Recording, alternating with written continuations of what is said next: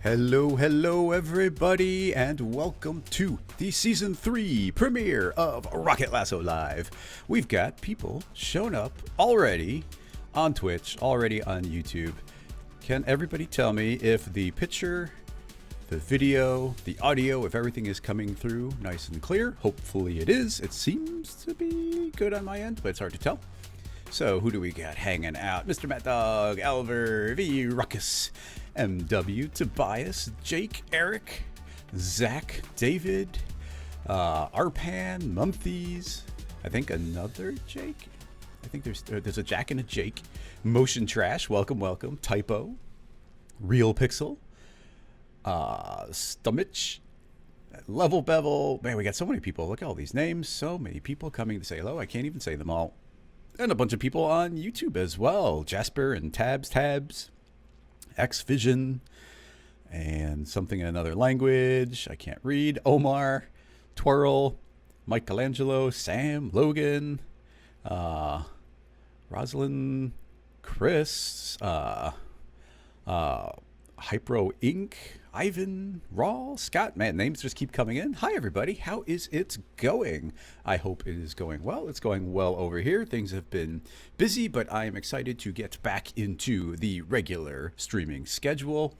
We've got a lot to cover today. I'm sure we'll have questions coming in. Let's go over the rules really quick for anybody who is new or just showing up or just needs a reminder.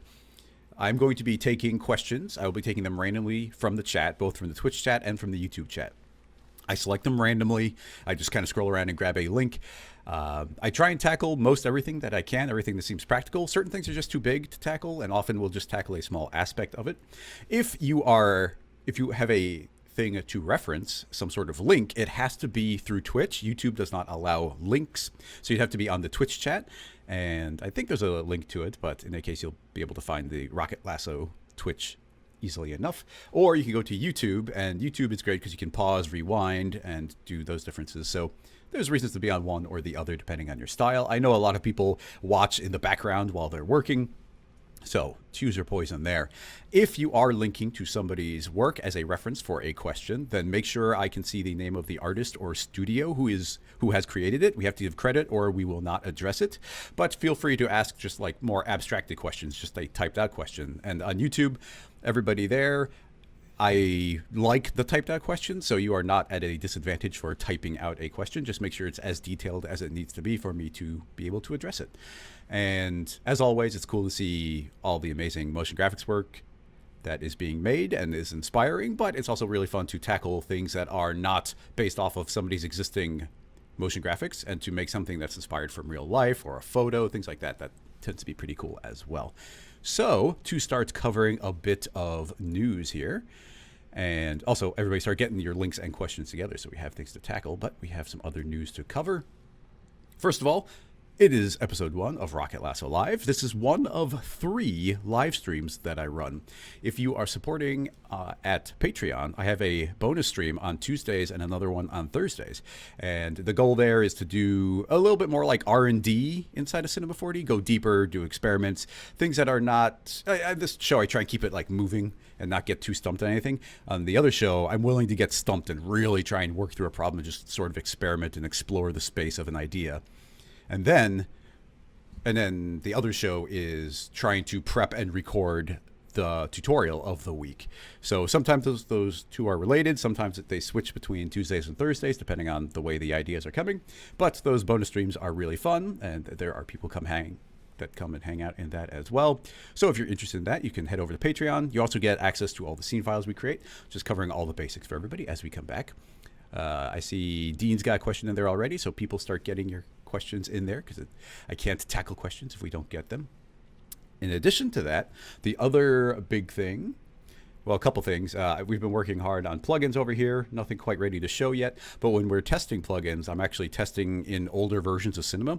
So I've spent most of the time in the last couple months in R20 instead of the newer versions of Cinema. So my brain is kind of flipped back to the old interface, so I might trip over that more than I did, but I think I'll get back into that very quickly. No worries there. And then the other big thing, obviously, that I've been focused on is we've been working on the website, which is finally out there in the world, ready to be seen. So it took way longer to get out than I wanted it to, but you can head to rocketlasso.com, and here is all the new stuff. First of all, I can see right now that the new streaming live feature has popped up. So whenever this Twitch stream is live, then this should pop up when you're on the site. You should know what's happening. Basic navigation around here. We've got the... we got some quick links here. Scroll down, and here's some tutorials. Here is actually the live stream embedded there that could be checked out. And then we've got some blog posts.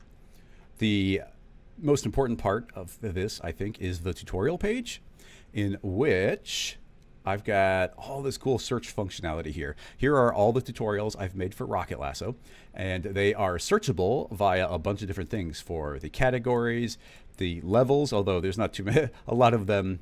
There's not much in the way of beginner right now. And then the version of cinema, most things are usually the later versions of cinema. And then you can also search for the Rocket Lasso live streams. Typically while you're doing searching, it won't show live streams because I know there's a big difference between like a proper tutorial that I've created and a live stream, which is looser and less focused. So this does not show live streams unless you check the include live streams checkbox. Or we can go to the Rocket Lasso live drop down here, and then that automatically turns on live streams, and now you can scroll through and see all the different episodes of the live streams. And clicking on any one of those, we can now see the episode as well as all of the embedded time codes. And if you were to click these time codes, it'll actually automatically play in the video. I also spent a bunch of time going through on Patreon and tracking down the scene files. Like I said, if you're supporting on Patreon, then you get the scene files. Patreon can be a little bit of a pain to navigate to older files where you have to scroll and scroll and scroll. Really tough. So I did put together on every single episode, and every tutorial for that matter, is a link, direct link to the Patreon scene file. So that is a nice bonus. Took a while to put that together. Next up, so that's the tutorials. Next up, well, if you click plugins, it'll go to recall, which I guess we might as well click, and that'll shoot you right over to our first plugin. Then there's streaming. Actually, I haven't gotten to test this while it's live, so I think that this is cropping a little bit, so there's something we'll have to fix where the embed's not quite trapping that properly. And now, so that's the stream, and that there's usually a countdown there telling you when the next stream will be. Here is the blog, which I'm going to be trying to keep up to date with lots of information. If you are interested, here is the breakdown of the streams and what the other streams do. And then I'm going to pop this file open as well. I'm going to copy this link and post it in both chats. If anybody wants to check out the other streams, that's a good place to check out. And then also, if you are supporting a Patreon, if you want to track down the scene files, I put together this blog post that is literally a direct link to all of the scene files for Patreon. But of course, you have to be on there already. Next up is the community page, which is something we're still kind of putting together, but there's the contributors and kind of the mods over on the Rocket Lasso Slack channel, and they have access to this section of the site to create posts themselves. So we haven't really been posting too much because it's very new and it wasn't working until a couple days ago. But the idea is that the contests that get created, those will live here, and the winners and different things can get featured here, and articles from the different people on the Slack channel. And if you're not already on the Slack channel, you can just head over to the community page and click the sign me up on Slack and go and sign up for the Rocket Lasso Slack channel. And then last up, we just have the tech support, which is just directly, if it's for now, a recall question, and then contact for general inquiries. And that is pretty much the website overall. Took a while to get out there, but I'm very glad it is now. Nice and organized as far as the tutorials are concerned. We're still figuring out different additional details, and I hope to fill this out even more. Actually, something that's kind of nice is if we show the live streams, then this will show all the different guests that have been on the streams as well. You can search for when there's new features, so that would only show things like when R23 comes out or R22, all those different new ones. So lots of nice ways of navigating that. And anything else? I mean, I've got a couple other blog posts that I'm putting together. There's a couple other pages, and there are more sections to roll out, but this is what it is for now. So that should cover everything there. I'm going to jump back to the chat and see what we've got going on from everybody, and then we'll start answering questions. So yes, it is very nice to be back here, of course. And let's scroll around to see if there's any specific questions before we, or questions to me and method stuff before we get into doing Cinema 4D questions. We are back. Everybody's here. Lots of people hanging out. Joel's asking how much is the Patreon. At the $10 level, you get access to all the bonus live streams, and then at the $20 level, you get access to all the live streams and all the scene files. So, but then there's lower levels to see the additional things as well. So scrolling around, seeing how everyone is doing. Everything's coming through clearly. Yeah, so we're starting to get the questions in, and I think we are good to start trying to tackle things. So, yeah, let's do that. I'm going to switch over to the screen, and let's just start this proper. I have got Cinema 4D R23 already open and ready to go. Let's make sure that I've got a folder here. Yep, I can use that to navigate. And we will need to use this window to pop things up. All right. Now, I did notice that Dean, what we got here? Crossfader made it. Smecca made it. Welcome, everybody. Level Bevel. We got the old school people. We got new people. Tyrone is here. Eric. And Brawlius. Stellar. Anders. But I had seen that Dean had posted the first question successfully, so I want to make sure to click that one. He says, I've been waiting a month for this. So let's click this link and pause this and mute the tab and drag this over. Let's take a look at what we got. So this is from JZ Labs, and this is a smoke dancer. It's neat, but I gotta say, I'm getting a After Effects type vibe from here and not so much a Cinema 4D vibe. It looks like we've got a series of stills as well. And if this were to be in cinema, it would end up being a very complex particle simulation on top of presumably some motion capture of some sort. Where in After Effects, I think we could do some sort of, I mean, I'm not an expert in After Effects, but even particles in After Effects would run a lot quicker. There's nothing about this that is calling out for it to be three-dimensional. It could be entirely 2D. Although this is a good opportunity to mention, and hopefully I do have all this stuff in here, is Maxon had created, in R23, they made a bunch of new motion capture transfer things.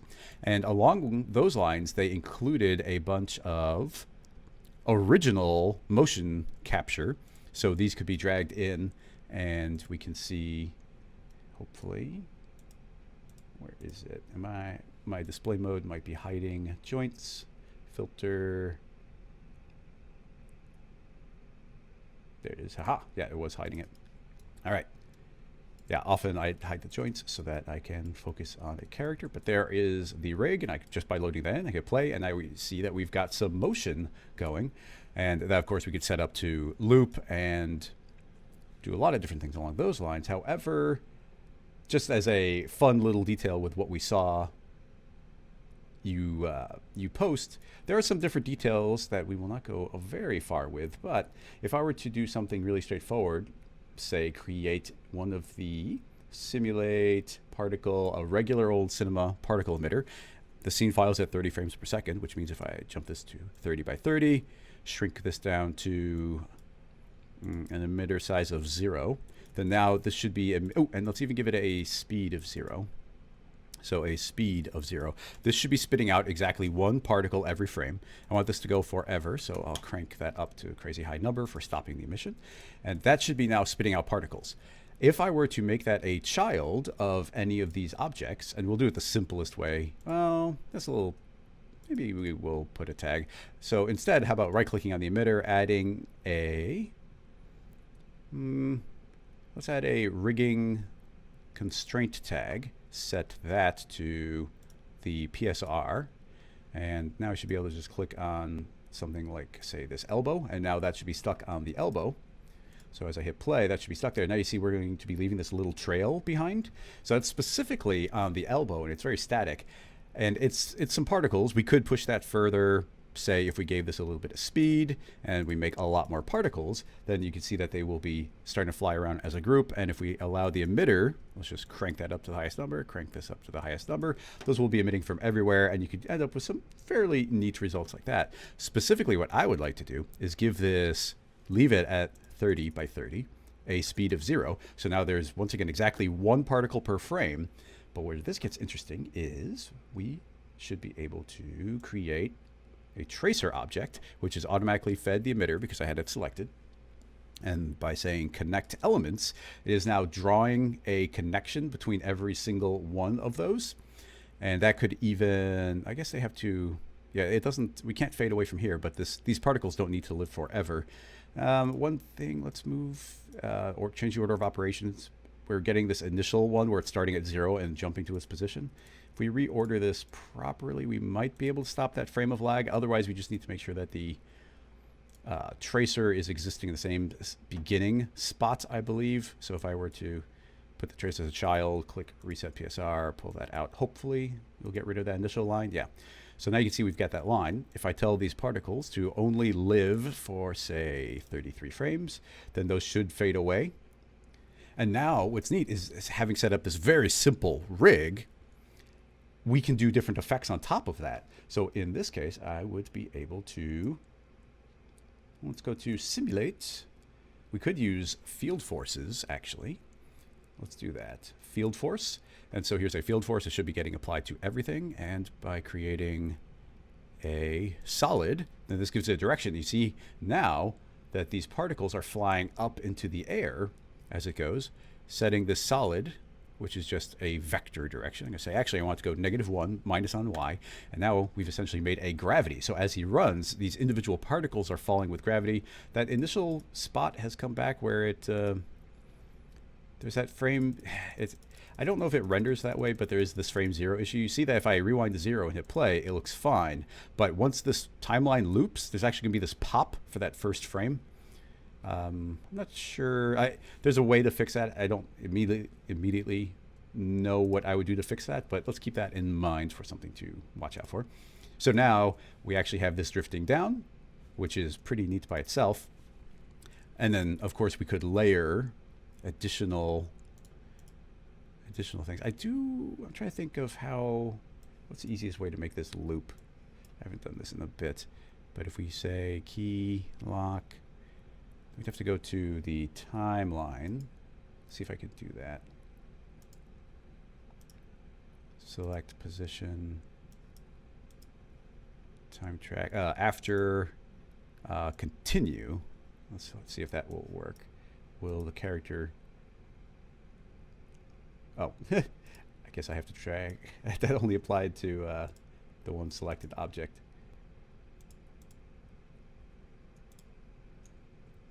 Get all these rotations. Does that select them all? I just want to make sure I have everything selected, and then tell that to, I guess, repeat, offset, repeat. That's what I actually think we want. Offset, repeat. So with any luck, the character will, oh, he still stopped dead.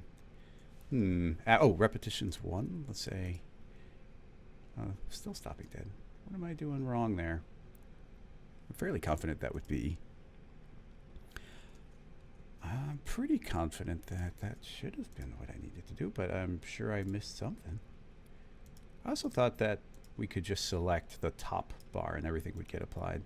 Repeat, oscillate, lots of repetitions. Go. If it doesn't work, then we'll just move on. Oh, I guess he's accelerating in. You see, it's not a perfect loop, so maybe it was working right away. But you see, it's stopping and then continuing because he begins running. So I really wanted to have dragged this in from just a loop, a cleaner loop. I don't know if any of these are designed to. Yeah, walking loop. Is there a running loop? Stand to run, idle sprint, sprinting loop. There we go. That's what. Whoa, he's out of there. Just for keeping things on screen, I'm going to go with the walking loop. So we'll make a walking loop. And here's what's good about us making that constraint tag.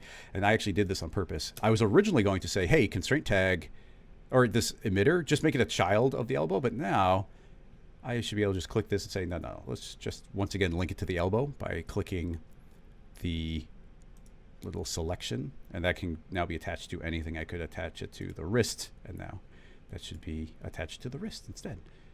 So, okay, now we've got that. Let's once again open up the timeline, and we know we got it working before. Once again, I think if I hit summary, that should select everything. I mean, they're all highlighted, so clicking summary, I would like to offset, repeat, and let's cycle 11 times. And all of that should hopefully, yeah, there we go. Now we've got a perfect walking loop. So we've got one line with gravity applied. I don't need to see this field force, so those are just falling. In fact, I don't even need to see the emitter. I just want to see the end result of this line. And that is now drifting away down. But keep in mind, the field force is not limited to something like gravity. We could, of course, create a random field. It's currently a Perlin noise, but immediately you see how this starts drifting and doing this really neat kind of exploding line thing. If we increase the scale, we're going to start seeing a little bit more uniformity between it, but these will drift around doing their own thing, everything chasing behind this character. Having done that, then now essentially we've got this very simple rig. And I believe, how do I want to do this? I guess we could just manually copy it. So I do think it'd be good to probably group this. I'll create a null. Put those both in as a child. If we were inclined, I'll just name that 1 for now.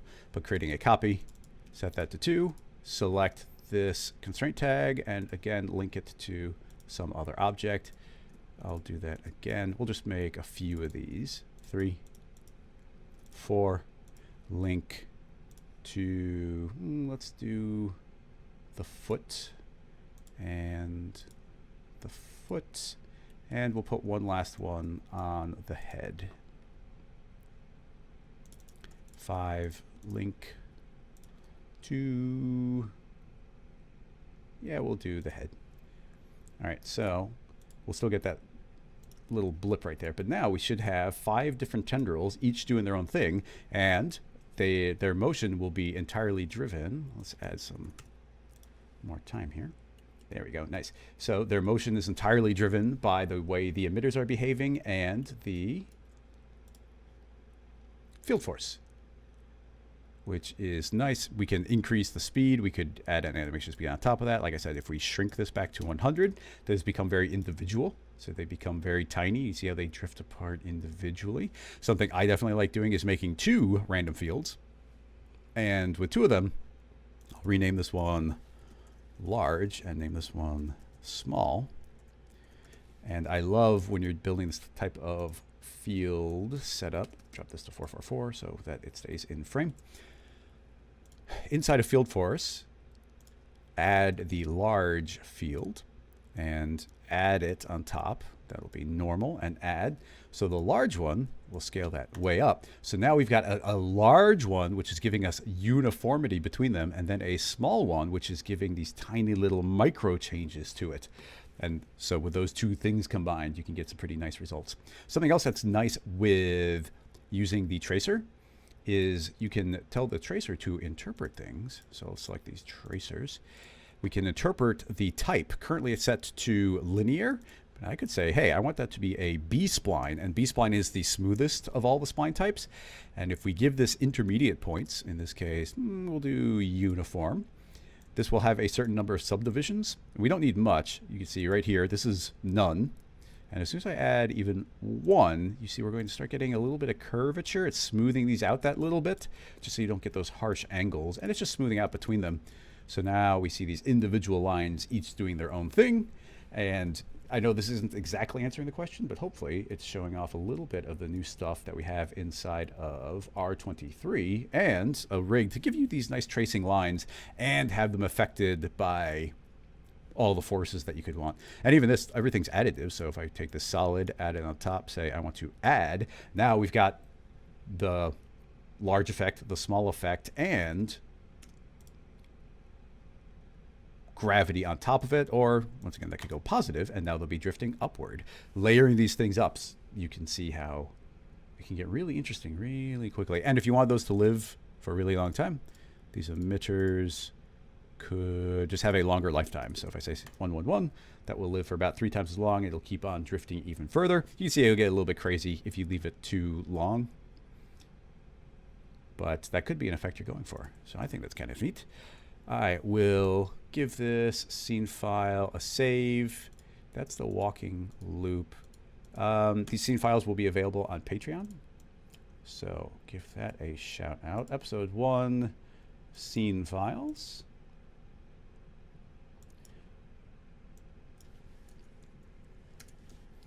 1A walking with trails. There we go. Let's see if there are any additional questions to follow up on that. I know more questions are coming in. Twitch has a lot of conversation going. And let's see. I know more people are showing up and saying hello. RBX is saying, can I do every week live or upload a video a week? Well, you're in luck because this is the start of season 2. This is actually season 3 of Rocket Lasso Live, which means I will be doing this every single week for like the next 30 weeks. And the bonus streams on Tuesdays and Thursdays, of course. And with any luck, I'll be able to do the weekly tutorials. So there'll be way too much of me. You'll be getting totally sick of all of my content. But this will be happening regularly. No worries there. And yeah. If you made a lot of these... Dutch is mentioning that you might be able to get a similar effect going with hairs. And yeah, if you got rid of all the springiness in the hairs, they might just drift and do their own thing and they would just be existing automatically. That could potentially work. I think that field forces work with hair. And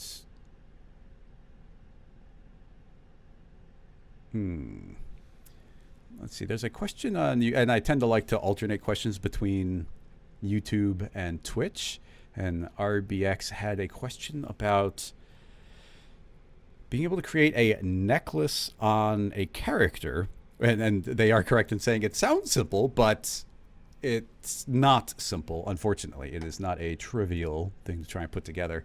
Let me think of what we can do. First of all, there's a level where I might just continue from here because of all the stuff being built in. I haven't done this in a bit.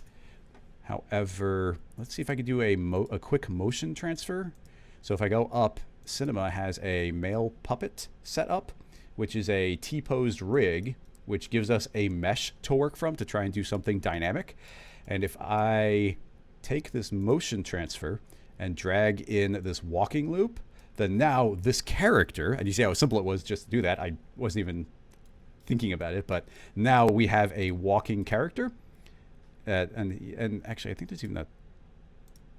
There might be a setting to make it follow. Oh, we'd have to make it follow. But you know what? I want it walking in place, so that's perfectly fine. We'll hide the original, and we can now see this character just doing a little walk. And that should give us a good basis to put something dynamic on it and see if it actually sticks. RBX saying that they tried it with the chain tutorial I had, and it works as long as the chain links are not... I'm assuming you mean not too many chain links. And yeah, fair enough. Let's see what I do. If we're going a simple, well, actually I was going to say a simple version, but simple is not necessarily something we get for free. Out of curiosity, let's grab the mesh here. Oh, there's no subdivision surface, so this is actually disappointingly high poly. I don't want this to be as high poly if we're going to be running this in real time. So I'm going to... What's the best way to do this? Actually, here's a cheap way to do it. I shall copy his mesh and throw that into a... Actually, don't we have... I actually completely forgot about this, but we have a polygon reduction tool now. So I can drop that into the polygon reduction, and it's actually not doing a super sexy job of reducing that. It's very triangulated, but it is a lot lower count. And if you... Is there not a checkbox on that? Wait, I don't want polygon reduction. I want remesh. What am I doing? Like I said, I haven't touched R23 in a while. Remesh, there we go. That's going to do a better job for us. I want the mesh density to be less. There we go. That's more what I'm talking about. So we got a nice low poly mesh. And I was going to say, where's the only quad checkbox? Because if you turn this on, essentially it subdivides it by 1, but it gets rid of all the triangles. If we wanted to get rid of triangles, I don't actually need it to be that low. It's kind of messing up these shoulders a bit. But do I care about that? I'm trying to think if I care about that. I don't think I do. The keep outline. Not too big of a difference. Keep creases. Just seeing if it does anything. We could spend some time and really paint this on and make it nice. I could also use a spear to approximate the shape, which is my favorite way of doing it. I think that that should be stable and not calculate every frame. So my plan here is just to drop this as a child of the torso. And it does seem to have not positioned correctly, but that's simple enough to just hit E for move. I shall turn off X. So I could just eyeball this and move it to approximately the correct spot. Now that's not something we would actually be visually seeing. And the neck, you know what? The neck is not that many polygons. I'm just going to leave it. So the neck and the remesh will become dynamic objects. Rigging, no, simulation, rigid body. And yeah, I think we can leave the rest default for now. And with those two things being dynamic, they need to be dynamic off. So now they are dynamic, but they won't just pop out and fly away. So that should be fine now. Now those are dynamic, which puts me in the position where I should save this before I do something that breaks it. Walking with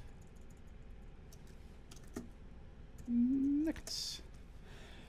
The first thing I wanted to do was create an end side. And actually, it's still here. So here's my end side. And I just want to try putting a soft body simulation on a closed spline. Because to tell you the truth, I can't recall exactly what that might do. So I don't care too much about how this lines up. NA, we'll get rid of my polygons. Seeing the polygons. And approximately line that up. End side allows me to directly type in exactly the number of points I want. In this case, 32. Right-clicking on the end side, simulation soft body is now a soft body spline, hitting play. And yeah, so that is, it is a close spline and it is falling and it is staying on the neck. A couple of problems we see right away is, first of all, it's not super reactive and it's really stretchy. So those are things we could probably get around. First of all, the flexion is the how much it can bend. So by lowering this down, it becomes more bendy. I don't know if that'd be too visible. And then structural is the main thing we have for stretchiness. So if I crank that up really high, then now you can see it's not stretching as long. Now, the thickness of the chain, I would think would be an issue, but let's not worry about that yet. I would like to see it a little more clearly. So let's feed this into a sweep. Holding down Alt, it'll become a parent. Holding down Shift, create an end side, it will become the child. T for scale, scale this down. Let's just see a piece of geometry there. Just a quick new material. Make it kind of a goldish color, nothing fancy, just so it pops out and we can see it a little more clearly. So let's just see what this is doing. So you can see that this by itself is doing an okay job. It's bouncing around, it's staying on the character, but it definitely has there's definitely a sense of weightlessness to it. It definitely has like this float, and I don't know how well we'll be able to get around that, but let's see what we can do. Save again. The main changes we'll be making are to this dynamics tag. So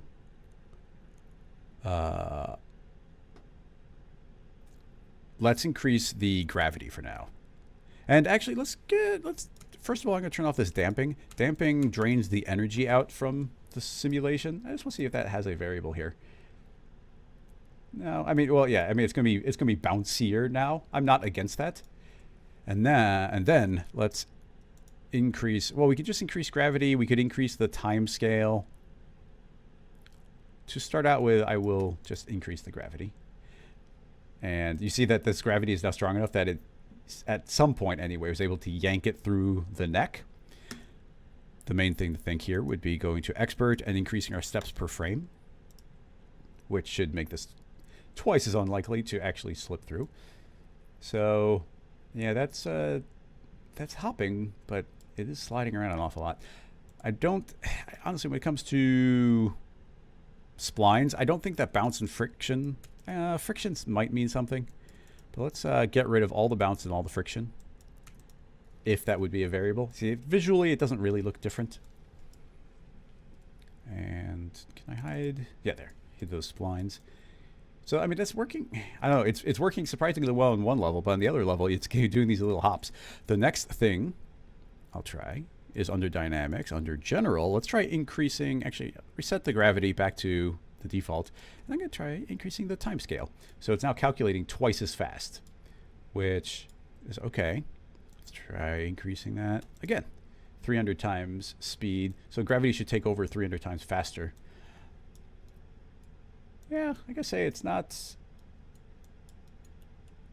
It gets a lot of height. Chop, in regards to your question, I have a really, really thorough tutorial about the concepts of like flexion and shear in my cloth dynamics tutorial. It's a 3-parter, and you can find that on the website if you just search for the word cloth in the tutorials page. So that will give you some breakdowns of all of that.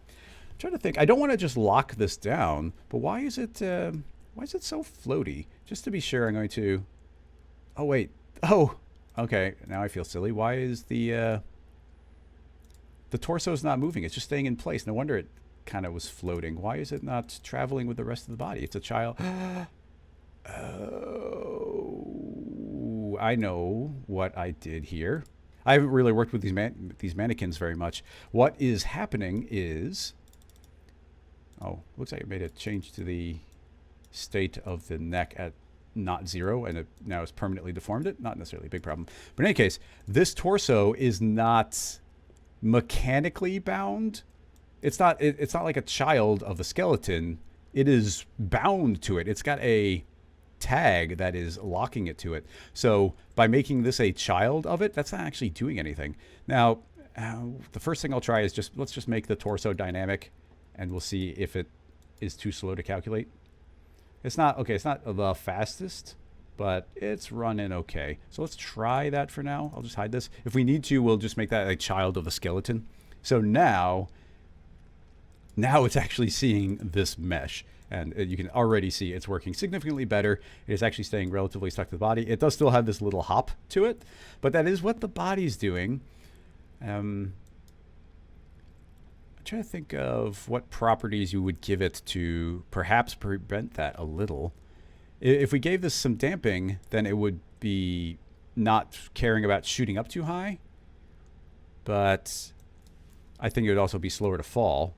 Just for a test, I'm going to put a bunch of damping here. And you can see that does calm it down a lot. If you do 99%, that'll calm it down even more. Keep in mind, this is fully dynamic. So when we see this from the front, it's not too bad. But when we look at it perfectly on the side, there's definitely these little hops that come along with it. I do like draining the energy out a little bit, but that's a very brute force tool, so we'll come back to that. We do have the time scale. And we could increase the gravity again. The gravity is now high enough that it's just snaking away off the body. The only way to compensate for that is more steps per frame, which is going to slow us down. But I just want to see how close we can get here. Jump that to 25, and let's see how high we can push the gravity. Yeah, we still get the hop. 500%. Calculation speed, less gravity.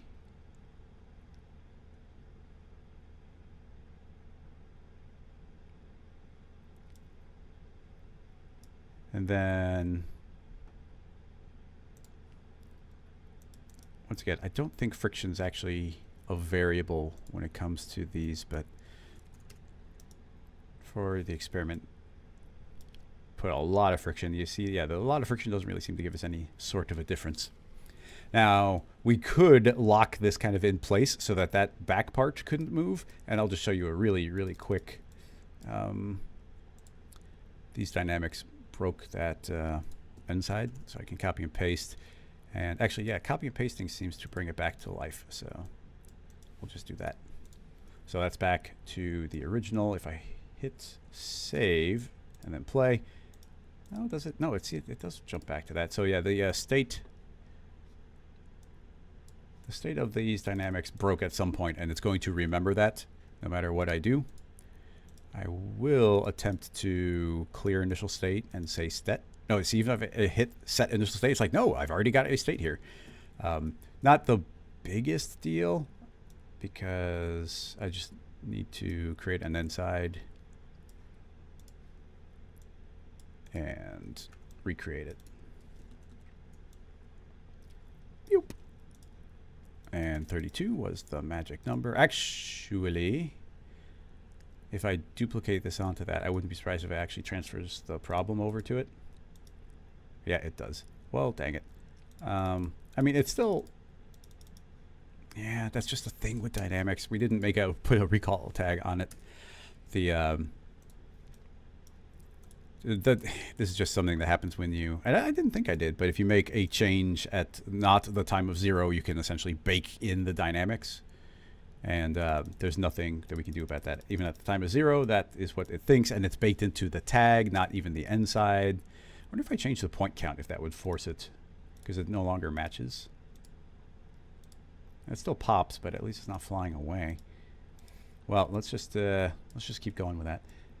All I was going to say is if we do something like, this won't be the most robust dynamic feature, but dragging this up to the neck area, T for scale, pull this down. So this could be a dynamic object that it's not going to move up and down with a character. It's just going to be stuck in space. But if we were to put a ring on the neck and then make it invisible, you could trap it inside and have a relatively small force right there and keep that trapped inside. So, I mean, all that's sort of one method. I wasn't even planning on staying on... Oops. I wasn't even planning on staying on this as the full test, staying on just a soft body on this. Because typically I actually prefer, even though the soft body dynamics on spline are great, I do like that. I like better actually making a dynamic chain of some sort. It's not trivial to put together. It's not trivial to put together because we need to make the entire chain. The best way to do it is, let me think, I don't want to break anything, so scaling everything to their approximate size seems like a good idea. T for scale, move this back in space, and we want this to probably be about as thin as the necklace. I'm going to leave it a little chunkier just for speed purposes, and so that we can eat up the space quicker. Dang it, I can't grab X from that angle anyway. All right, so let's make that clean 1 by 1 by 4. Okay, if that were to be a simulation rigid body and we create a connector, we could build the automatic connector. I'm trying to think of, when all is said and done, how I would want this done.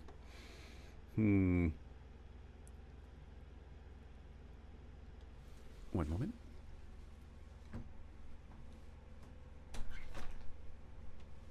Starting to get a little toasty in here. Open up the window. Anyway,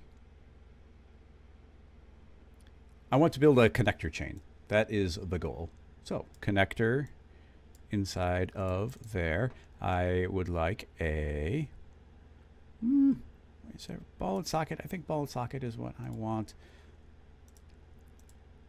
T for scale, just visually shrink that a bit. Put this on the corner. Now we could be pretty rough with this and say, hey, that links to this. We could make an espresso rig to link from one to the other. That could take a while. I'd prefer to make a chain or clone them, but my worry is we need this to be in a circle. It would take a while to manually interlink them, but if we make it large enough, it'll just take like a minute. So I'll do it. Ring. Okay, it's already pretty good settings. This is the way I like building everything dynamic, is actually manually making a rig for it. So placing this approximately in the correct spot. create as many copies as we would need, just enough so they can't escape.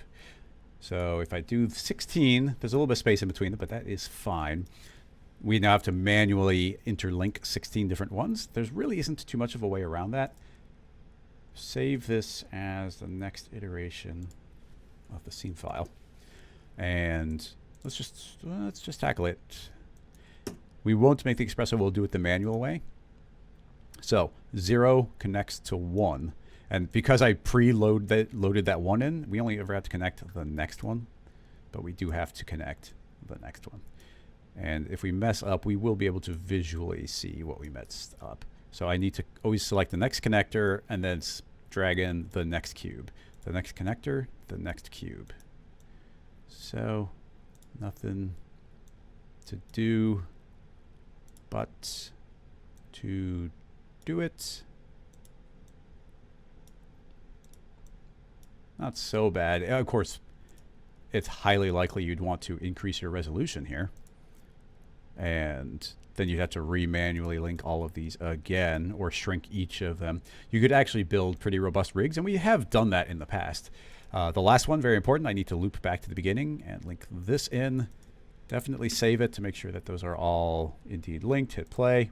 And hey, well, okay, at least I got that right. It didn't break. So having done that, now we have these dynamics. Reset time, reset gravity. So now we're back to sort of defaults there. So now we have this chain fall. And we shouldn't pay attention to any one link. These are cubes. We can make it calculate faster and more accurately. Well, faster and smoother. If we say, hey, right now the shape is automatic, which probably means it's being detected as a box. But I can say, no, you are an ellipsoid, and the ellipsoid will make it smoother. Now, these do have bounce and friction, although there is nothing telling these not to rotate. So they can freely and independently spin from each other. It might have been better to use like a different hinge type, like a cardan or something. I'm going to see if I can get away with not worrying about that, but there's a good chance we will need to worry about it. But in order to stop all that super crazy random spinning, I'll say, hey, angular damping. Let's calm down the rotation a bunch, 90%. 99%. They still spin a lot. Yeah, that goes to, like I said, the connector type. I don't know that will be too hard to fix. That's all working, so I'll save. Search for the word CON, and that pops up all the connectors, so I can easily grab them. And with all the connectors, these are ball and sockets, but I think we don't want...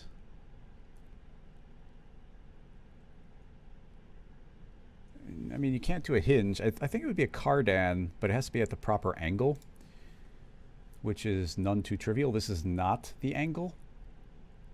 So we need to spin each of them independently 90 degrees. Okay, I think I guessed correctly there. Oops, don't move them. The angles are a little wonky, but let's just see what happens.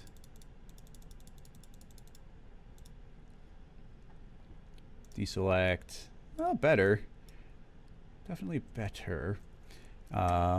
We've also got extra steps per frame here. I will zero those back out to 5. Here's a thing that is a little unintuitive. How often do you think about this? I just went from 25 steps per frame, and look how jittery it is. Look at all this little shaking and jitter we get.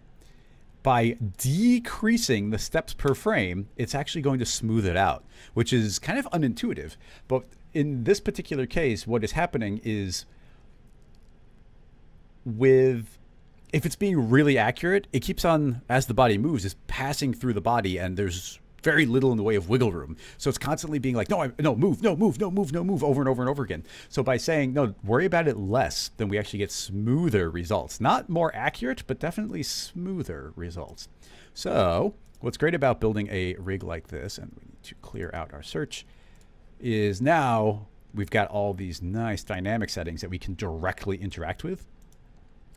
Things like bounce. So we can say, okay, no bounce, lots of friction, or we can say, hey, no friction. And now look at how instantly how this is now flopping around on the body. Keep in mind only the torso and neck are dynamic, but look how that's freely sliding around. Where if instead we say 99% friction, then now it's pretty static on the body. Keep in mind this is a combination of the dynamics of both the body's friction and its friction, but this is at a reasonable amount of 90%, so that's fine. Scroll back up, grab all the dynamics. Just for the fun of it, I'll crank this up to 999 just to see how relatively static it could be. But yeah, it's constantly being kind of bounced away from it, so I wouldn't expect that to be completely stuck on the body. But yeah, some friction goes a long way. But you know what? I think it did look nice when it was a little freer to slide. So that looks really nice right there. And these very simple connections are working because of the connector type we used, which actually worked right away. It is not allowed to really spin around, which made them all stable to each other. And now we've got a decent necklace hanging. And keep in mind, we are pretty much back to default dynamic settings. So if we wanted a little bit more accuracy or it to return to the ground quicker, saying a time scale of 200, which does mean we need more steps per frame, 15. Yeah, look at how much more static that is by doubling the time scale. And now it's keeping contact with the body a lot more accurately. So there's just a couple of settings we can tinker around with now that will enable this to be nice and static. If the body were doing a crazier movement, jumping up and down, but it's definitely keeping it alive. Now, I am quite happy with the way that's working. You can see all the different changes we might be able to make to this. And another important one is we had drained out a lot of this rotational stuff. If I zero that back out again, I just want to see if there's much of a difference. No, not too much. So, and 5% is a good idea just to stop it from gaining unwanted energy. However, crank this up to 99%, and that should slow this down a lot as well. Let's just look at the difference. You can see how it's kind of just shifting. Like when the weight really shifts, it's kind of jumping back and forth. At 0, you can see it kind of hopping around a little bit more.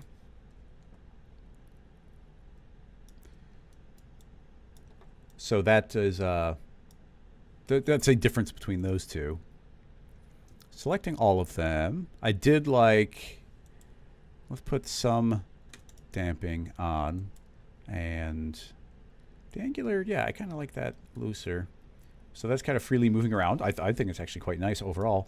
Now, it doesn't look that, depending on what your necklace is supposed to look like, this is giving us a very fast calculating approximation of it. So here's where things can get fun. If I hold down Control or Command on the Mac, as I collapse this null, it's actually going to, let me show you. See, these are expanded and each of these is there. And let's say I want them all collapsed. I have to manually do it. If instead I hold down Control as I click on the parent of it, and now let go of Control, now I hit plus, all of them have collapsed. And it actually does the opposite. If I hold down Control and expand, everything's gotten expanded. So just a really quick tip right there for being able to collapse all those. Okay, having done that, I shall select all of the cubes. And let's make another tracer object. The tracer should, because I had those objects selected, they're already fed in, say I want to connect the elements.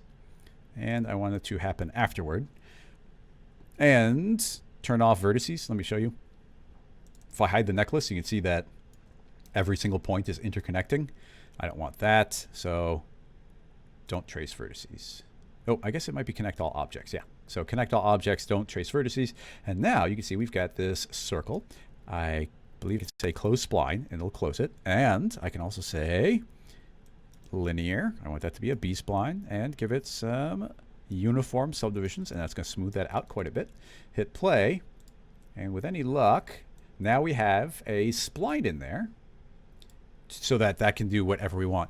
Now we do get that, it's just a order of operations thing. The spline, the tracer calculates late, so you can in the viewport get what looks like a frame of lag, which here I think we are, that feels bouncier than it. If we turn this on, yeah, take a look at the way, it's a little hard to tell, but you can see that the line is like drifting up higher than the actual necklaces. That's just because it's lagging a frame behind. That wouldn't happen at render time, so just keep that in mind. Having done that, this can be fed into a sweep. Let's do the simple version. So that could be fed into a sweep. That can also be fed an end side, T for scale. Yep. The radius can be set to the equivalent of the rectangles, the cubes that we fed in, and those will lock in. We can make this any shape we want. So, okay, that's a straightforward version. But in addition to that, we don't have to do it this way. I'm not going to make a fancy chain link, but let's do the simplest possible one, which would just be, make a torus, make a cloner, drop the torus into the cloner, set the cloner to object mode. The object will be the tracer. Let's do an order of operations so it comes after the sweep. T for scale on the torus. Let's get this approximately correct. Something like that. And I want this to run quickly. So NB, see my polygons. Lower this way down. Do 6. Lower that way down. 8. And make this thinner. Nope. Let's make this one thinner. Something like that. Okay. So that is now cloning onto the object. It is a count, which is good. That's what I want. Let's do a increased count here. And then 2 different things we could do here if we want to alternate these.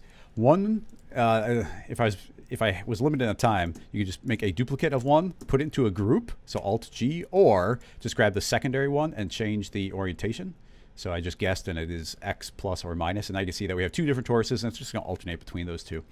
So I'm not sure that the angles are overly correct on that or anything, and we could be seeing some stretch, but now we've got a chain, we've got a series of links, but those are not actually dynamically calculating, but we do get a bunch of links traveling around, and they will bend and follow along as if this is, and it is fully dynamic. It's just a low poly approximation of the dynamics. I guess it is worth rendering this out just to make sure that the frame of lag goes away. Otherwise, actually, maybe we can get away with not worrying about the frame of lag if we bake this. So let's try that. I don't think we've broken anything, so I will just save over that. Command or Control D to dynamics to go to cache, and now clicking bake here will bake all the dynamics at the same time. It's in spite of being relatively long timeline, 330 frames, this is not taking too long to simulate because we kept it all pretty clean. Let's see. Okay, yeah, you see that did fix it. And as I said, I don't think it would render that way, but even if it does render that way, you can see you can fix it by baking it, and now we don't get that frame of lag. And it was just, what was happening is, I think the tracer calculates before the dynamics calculated, so then it's always looking like it's a frame behind. So, fix the camera. The camera is lagging? Well, let's just, I'll just hide away then. And so there we go. And yeah, it's staying dynamically. Keep in mind we baked it, so it's not going to change, but we do have the ability to modify the chain to whatever extent that we want. Now, these are clones, so we could make changes to make that a bit smoother. And we can fix the spacing. Keep in mind there will be a bit of stretching. Actually, there's very little. The more links that we have in the original dynamic chain, the more potential stretching there would be. There's actually not that much here. I'm impressed. So we can shrink those a bit. And yeah, I thought they would look like they're stretching and pushing apart from each other. Currently, they are all perfectly in alignment like that. Something I think might be nice would be adding a Mograph random. I don't want this to randomly affect the position. I would like it to affect the rotation. I guess we could do like 1 or 2 degrees on that axis.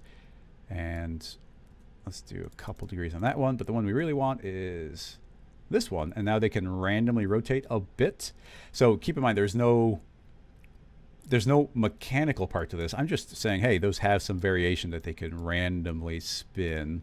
Is this, yeah, this is set to random right now. So we can spin this as much as we want up to the point that one spinning one way and the other spinning the opposite won't visually intersect each other. So, and that's probably like 45 degrees is the magic number. So we could, you can see that indeed seems to be the case. Something that's interesting would be, well, this is just randomness. I would like to crank up the contrast of the randomness so they're more likely to be flat than not, but that would be modifying that rig. And going into detail I don't think is necessary. I'd rather get into another question. So now that's all baked and we get some chains laying down as they are there. Actually, because it's bouncing around and moving quite a bit, there's a good chance we could make this animated, give this a noise. The scale would be kind of small. I think I'd want to set this to something like UV. Let's even say indexed. So each of them, it's not based on world space.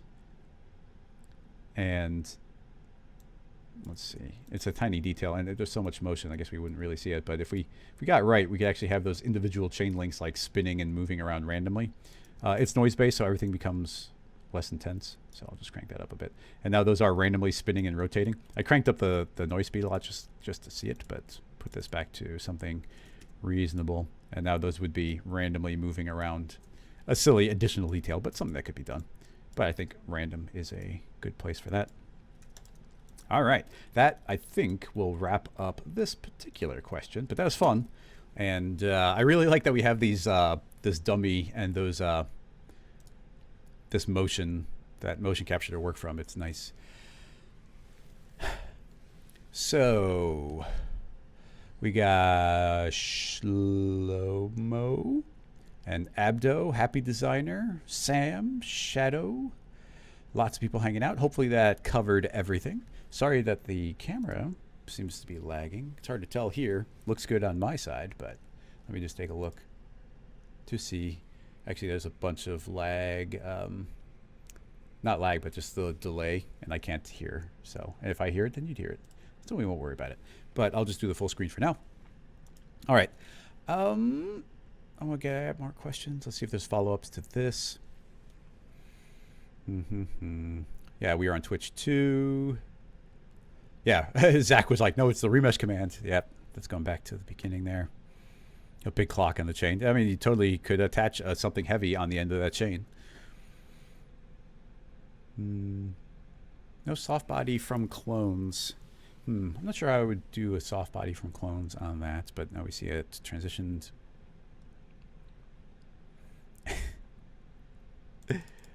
Ruckus. Oh, and people on Twitch were saying that the video wasn't lagging behind, so that is that might just be on somebody else's screen. I don't know. Give me a heads up if the audio desyncs. I know it's super annoying to see a mouth not synced up with that. Okay, looking around for questions. There's a bunch of conversation. Let's see. Is there any new names here? That's dangerous. Travis has a link to Vimeo. Let me just take a quick look at it here, and then I'll pop it up on the screen. Okay, seems safe enough. Do this. All right, let's check out what we've got here. Screen. Link. And mute the tab. Okay, we got some super crazy detailed stuff going on here. This is from Tendril, who always do amazing work for ESPN. Did you call out when the cylinders are pushing up the surface and have gold textured edges? All right, we'll see. Was there a time you called out there? Oh, 4 seconds in. So you even time coded it. Whee! Well, okay. Bloop, bloop. Let's see what that transition looks like, because it's really quick. Like frame, boom, and it suddenly started here. And then you can see some of these starting to push up. Let's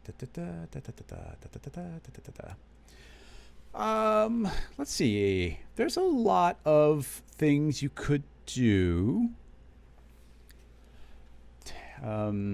Lovely spot, by the way. I kind of want to watch the rest of it, but let's keep going and focus in on the very specific question. That's the tricky thing too, is as Cinema 4D becomes more and more advanced, there starts being more and more ways of solving every problem. And traditionally, I would say that we do this texture based. We would push everything up via a texture, but as a very, let's just explore as we go. So here's a plane. We'll make it a bit bigger, 1200 by 1200. We're gonna need quite a few polygons. Let's try 100 by 100, which is a lot, but not that many. We'll do 200 by 200. Could slow us down a bit, but we'll see. So my first thought is, how about creating a, let's start it simple. Make a single cylinder. yeah, I don't want it to be an actual cylinder. Let's not do it with an actual cylinder because we can use a circle. And with a circle spline, actually even circle spline gets subdivided more than we need it to. If we're going to optimize, let's use an inside as always. 32 segments around, and we'll even leave this relatively large to start out with. We don't need to completely recreate what we're seeing there to a T. I want to deform. Let's start out by actually making these push up through the surface. That's my goal right now. The thought here being the simplest version, we need some sort of deformation here. We could use a displacement deformer, but I have been preferring using things like the plane effector as a child of the plane, set to deformer, deform the points mode. Currently it is pushing on Y, and I think you'll see if we change it on Y, it's actually moving kind of left and right because this effector, essentially Z is always up, Z is out. So if I type in 100 on Z, you see that's where it pushes. Now 100 is too much, so 20 for now. Fall off, what do I want to fall off? Actually, I'm going to save myself some time. And right now, create a connector. So that connect will hold the inside. So now inside of the plane, I'll feed it the connect. I want to bring it in as a spline object. And immediately we're going to see kind of a weird, it's going to look like a weird shape. This is actually a spiral because by default, the spline is coming in as a curve that's set to along. Instead, I want to bring this in as a mask. Actually, before I set that, I just want to say a little detail. Do you see how this feels really stepped? Do you see how we're seeing like this, almost like a moire pattern, where it's like there's something, there's something, there's something? That is happening, and I bet you if we were to count all of them, there are going to be 32, because that is the resolution of our sides. So if I double that up to 64, we're going to see twice as many steps. So just by constantly increasing that amount, you will eventually super smooth it out. So just a little detail to keep in mind. Anyway, connect. I want this to be a mask. And the mask is along Y, up and down. And now you can immediately see we get this nice little push up because the spline is being treated as a mask. The best feature of this, and it's the reason why I went with this for this effect, is we've got this distance slider. Currently it's set to outside, which is what we want. And what this is doing is it's viewing the spline that we're feeding it and then kind of fading out the radius. So we can actually increase this quite a bit. And you see we get this nice big old fall off on the edge, or we can pull it way in and really smooth that out.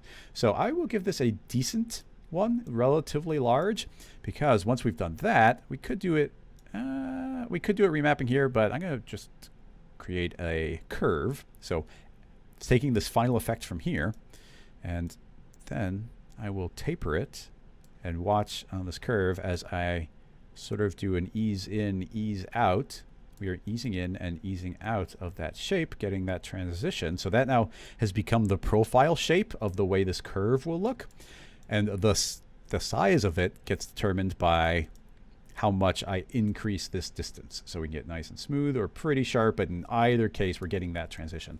And now we get this nice little bump that way. So, okay, working well enough. If this inside were to be fed into a matrix, now you say we get a grid of them.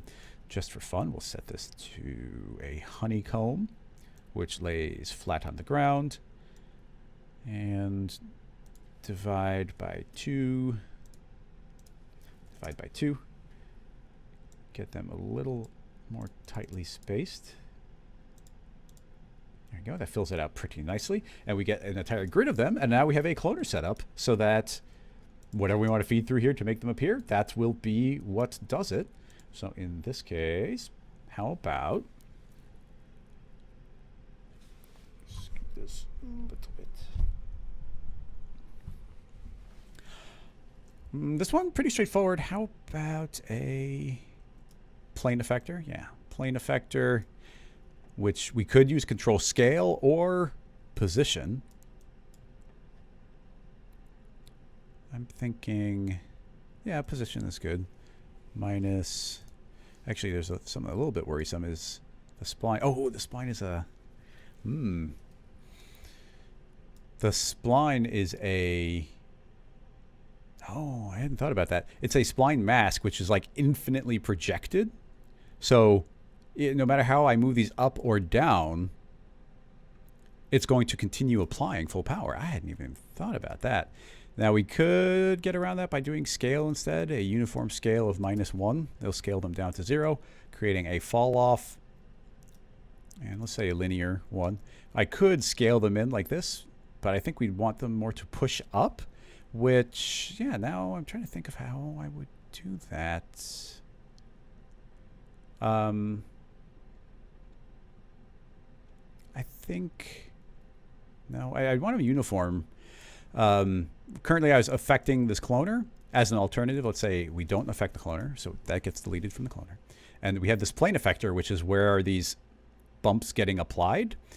I could just feed the linear. We don't even need the plane. We'll just feed the linear in there, which now becomes a multiply on top of it.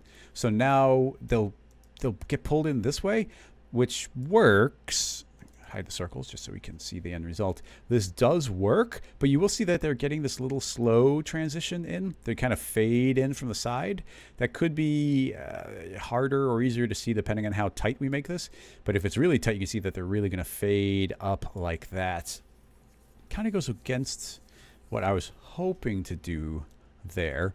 The spline mask is a very quick thing to calculate. We didn't have to go with the spline mask. There's alternatives we could have done that would be working just about as well, that would push them up more uniformly. But this is such a nice clean rig. I do like this. I'll save it, but I really don't want to use a volume.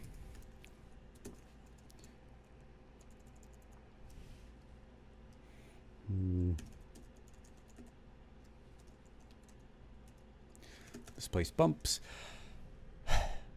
This is doing a fine job of what we are asking of it. As an alternative, if we weren't using an end side, instead we actually did use a cylinder. We clone a bunch of those. This plane effector could be getting affected not by this spline, but instead by the actual geometry this time. So dragging this in, this is geometry that it's seeing. And let's make sure that we've got everything fed in proper. Okay, so this is now feeding in the geometry, and it's seeing the points. Instead of a point, I could say I want to be seeing the volume, and now you see we do indeed get this volume going, which is fine. That does give us those shapes. And it could be fine here, but volume is relatively slow to calculate, especially compared to other modes, specifically volume. Yeah, surface will be seeing polygons, points sees points, and each one of these is slower than the one that comes before it. Now, having used a volume, is it possible to get a smooth this out at all?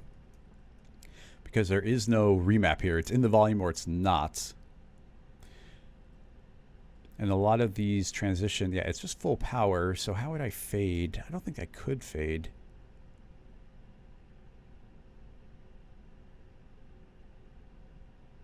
That could be affecting a vertex map, and then that could get blurred. We need a lot of resolution to compensate. But just to show you the last bit of, actually, yeah, I probably know what I would do. We don't need to, potentially, we don't need to compensate that with Mograph. We could compensate this with, this is currently a deformer. It would have been a good idea to name it as a deformer. If we wanted to compensate for this, that's just pushing up. Let's just grab a smoothing. Now that can smooth the end result. I've been typically pulling stiffness down to 0 and then just increasing the iterations. It just causes us to need less iterations. So that, now you can see that that is creating the smoothing for us. And these bumps come in, and this is all based off these cylinders now, which means this should be susceptible to positional modification. So this now getting a linear field. Let's see what we've got. Those are...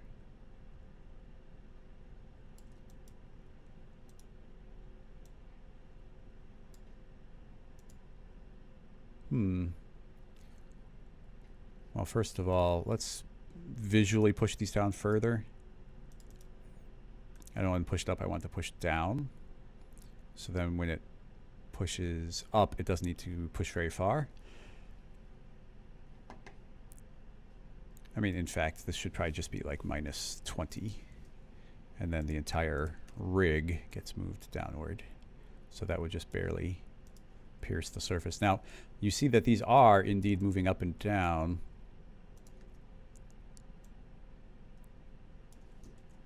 However, I don't feel like the geometry is updating. You see these push up, which is fine, but it's not updating our deformer.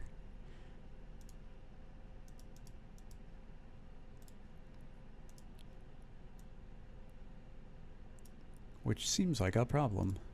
Now, if I turn it off and on, you see it does update. So I think that something about this rig is not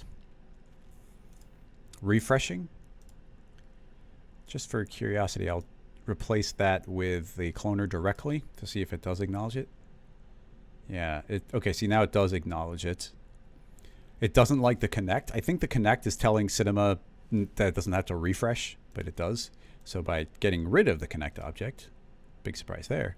But now you see they actually do just kind of appear.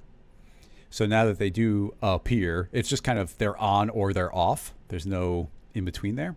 However, the hope here would be this might be susceptible to a delay. So let's find out. Let's make a delay and currently set to smooth. That might be what we need. Yeah. So yeah, now they are just being turned on or off, but their motion is transitioning in or out by the delay. So it doesn't matter how fast I do this. They're going to move up and down at the same speed, but fully as a row when it crosses the threshold, which is pretty neat. And that crossfade is determined entirely by this delay. So if I want to transition quicker, we drop this down smaller. And now as I move this, no matter how fast I move it, it's going to be quicker. Like I can move this really slowly and they still drop at the same speed. Or you can move it quickly and they all raise at the same speed. It's all determined by that. If we were so inclined, we could also create a second one. Oh, I can't. I can drag a copy. It's a good idea to rename these, say spring. And this one will be spring. See what this does for us. Yeah, do you see there's a little bit of a boing, boing, boing? Not too much. And these two will fight each other a bit. This delay is coming in kind of, well, it's not too slow, but it's slowing it down a lot. So the quicker this is, I didn't even change the springy effect, but by decreasing the smooth, as I move this in, we're going to feel that the springy action even more. So just keep that in mind. Spring, let's make it springier, because why not? Them disappearing will not be as sexy, but... Oh, and you actually see them, they're getting clamped. I always got to remember, turn off clamp, so they can overshoot, because currently they're hitting the ceiling. Oh, it's actually not that clamp, it's this clamp.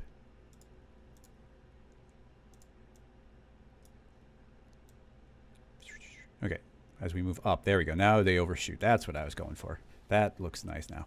It'll look even nicer if we give this a little bit of an angle. Them going negative is not pretty, but them coming up should be good. Up, up, up, up, up, up, up, up, up. Yeah, so that's working pretty nicely. We have a very controllable rig. Now, the volume is taking up a lot of calculation time for us. There's not much we can do about that. It's just relatively quick, so we're still getting good FPS here. But keep in mind, if you did have a more complex rig, that would be eating up more time. There's probably a lot of additional things we could do to make this happen as well. This is just the one I happened to put together in this particular instance. Abdo is mentioning the collision deformer, which I agree also could be a thing. I was thinking about that as a deformer. It could be nice. I want to stay in the realm of Mograph here, but yes, that is definitely a potential thing I'd been thinking about, but did not go down that path. So, in regards to this as a... so that's pushing up the edge, and then they have the gold textured edges. we can make, first of all, this gets as sharp as we want to based on the number of iterations here. So the fewer iterations we have, the sharper that will be with the transition, in addition to the more segments we feed here. If I subdivide this more, those get sharper. So you see now they are relatively sharp. The count of rotational segments on the cylinder is a variable here, so that will actually smooth those out a bit as well. I'm not going to go too far because I want this to be running relatively real time. But keep in mind those are variables here. And honestly, when it comes to the edges, there's two things you could potentially do depending on your setup. One would just be allow your third-party renderer to deal with it, and I might be able to put that together, although I have not touched Redshift in a bit of time, so forgive me. But we'll do that in a minute, because first I would like to do it with the vertex map. And let's see if we can get that working pretty well. Say... and I will just make that editable, create the vertex map. Oh man, we got really dense mesh, but we'll just have to see what we get. Create, no, selection, set vertex, weight to 0. Now we have a vertex map, very, very dense. This vertex map needs fields, don't freeze, and I want it to be fed by the same cloner. I want it to come in as a point object. And actually, this is kind of helpful because this will view it as different things, and currently it's viewing the points of it. And points is actually kind of what I want here, because I don't want to see the entire surface. I just want the outline. I'm hoping we can do this just with the cylinder. The top cap does have a point in the center, and so we are getting a point in the center here. We're getting these little targets. And I can't think of a way of stopping the cylinder from doing that. Like, it's already, like, caps are a cap. If I turn off the cap, it's not a volume anymore. Also, we need the cylinder to stop right on the surface, which it is. Should we just ignore it? The alternative, the thing, and it's not a bad thing, would just be copying the cloner. And this one, what's the radius of the cylinder? Copy the radius. Delete that. This will be fed an inside. 32, radius of 61. And that should be getting all the exact same modifications that we were getting from the same linear field, I believe. Yeah, you see those splines are also moving up. So when those splines are moved up, I want them to be right there on the surface. I don't know if they need to be up in the air or on the ground level. Let's assume the ground level for now. This will not see the cloner. It'll actually see this cloner as a spline object. I want to see not a curve, but actually not a along, but a radius. And now it just sees the radius of those. Excellent. So now you can see we get the radius of the circle. Now, actually, if we wanted that to be a little bit more inner as well, I might be able to scale down. Yeah, I can scale. Oh, perfect. Look, I can scale down that circle so the radius is a little bit smaller. And now it's a little bit smaller, which means as it transitions in, it's only there on the edge. And now we get those highlighted edges, which could be fed a separate texture. Visualize that by dragging in the material and put the color channel, feed it an effect, vertex map. This is the vertex map. And now you can see that this texture is now getting applied. It's getting applied specifically to those upper corners. All that's still driven inside of this vertex map. So things like adding a random field, Perlin noise, scale it up and make something a little noisier like Naki. Yeah. That could multiply. And now you can see we start getting these messed up edges a bit. That could even get remapped to sharpen up.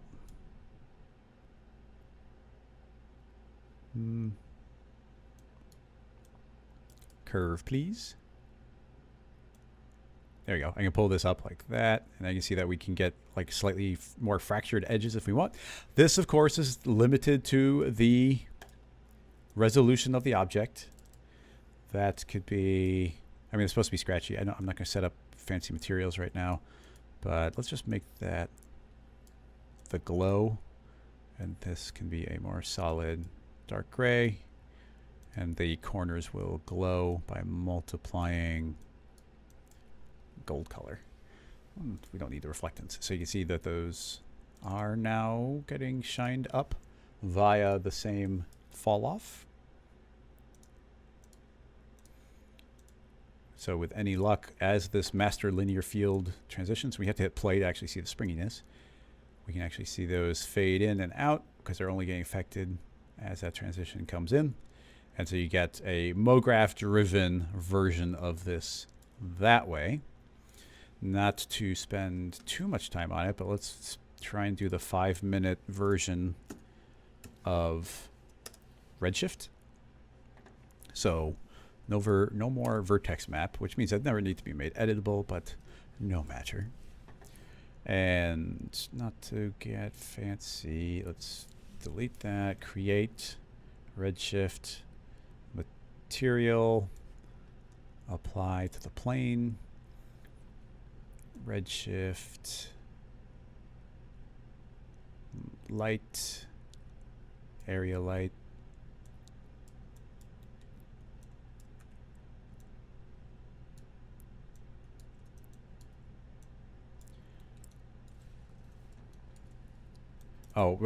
also tell me I don't render on stream very often, so please let me know if there's a burst of lag when I hit render. But we can set up some let's just make sure it's working. Redshift render view. Man, I haven't used this in a bit. Is it IPR or the render view? I think it's render view. Yeah, okay, that's working fine. Don't render, please. Okay, so there's the basic thing. Redshift material. These are all of the different facets of everything coming in. So if I were to make a noise, I want a max on noise. That could be fed into the bump channel. Search for bump to make a bump map from the noise. This is the input. Output that to a overall bump. Okay, I do remember some things. So now we have a bump. I want something noisier, like Naki. There we go. We get this nice Naki going. Now we want this limited only to the corner. So we'll search for curvature. Drag that in. And I want to see this really blatantly, so I shall output this just as the surface. And you can immediately see that we are seeing these corners pretty well. And by modifying the contrast, the min, the max, and definitely this output range max, we can brighten that way up. It's really pixelated right now. I'm actually not sure what to do to get around that right now. But the thing I really like doing is feeding a noise through the radius, which should add a didn't really do much there. What do I need to do? I thought we would see that pretty blatantly.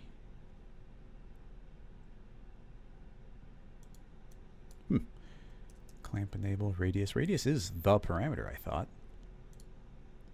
Let's just grab a regular noise just to see. I want to see exactly what this noise is doing. Yeah, that's fine. And then feed that into the radius. And does that give us any variation? Not much, but constant scale, coordinate, fractal. We might need to remap it. What? Remap? No. Range? Yeah. Change. We might be able to do a change range. Currently this is outputting like 0 to 1. Let's say it outputs 0 to 11. There we go. I think that's finally doing something. There we go. Yeah, so we just needed really big numbers. This original one would have worked, but we just needed the range to be really large. So by increasing this remapping, we can start like really modifying how this edge is getting affected.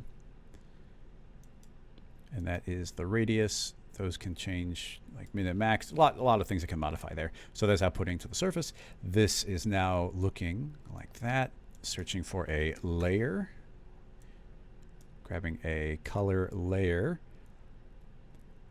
let's take this Maxon noise, which is really weird. It's not C4D noise, it's Maxon noise.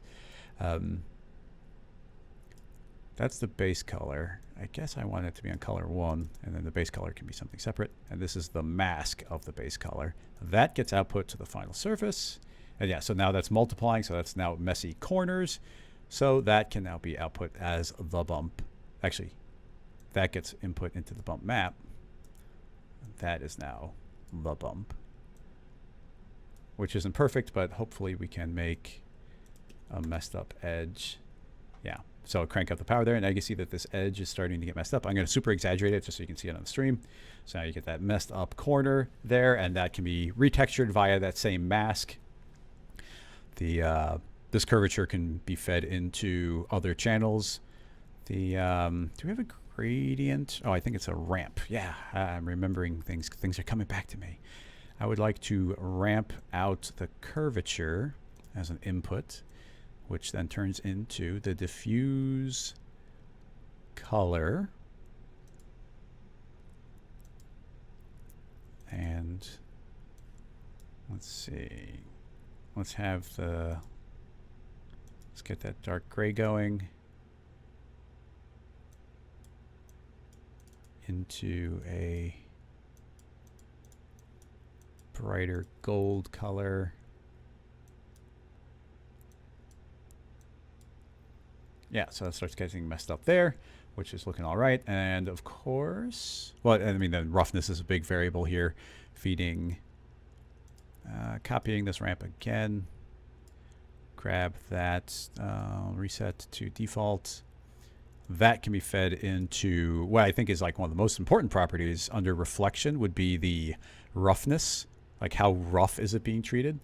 And I think if I start pulling this in, yeah, what's happening is this is now really rough. The rough up edges are really rough, and the rest of it is really shiny. If we start pulling the black color up just by minute amounts, we're going to start blurring. Let's see. Yeah, I'm now blurring this interior part, and then this outer part is determined how rough that is. So all of this now is the exact same idea as being driven through Redshift, but Redshift doesn't care about any of the curve, doesn't care about the vertex maps. It just cares about how sharp these angles are, and it determined that yes, that is a sharp angle, so that will be something that gets messed up. Now we did super exaggerate things like this bump that could probably be pulled back significantly, mess that up to whatever smaller degree we want, range map, clean things up. But yeah, there's a Redshift version on there. I suppose, because that went relatively well, I was more worried about that because I haven't touched Redshift in a bit. But let's just get a quick animation out from there. Let's see.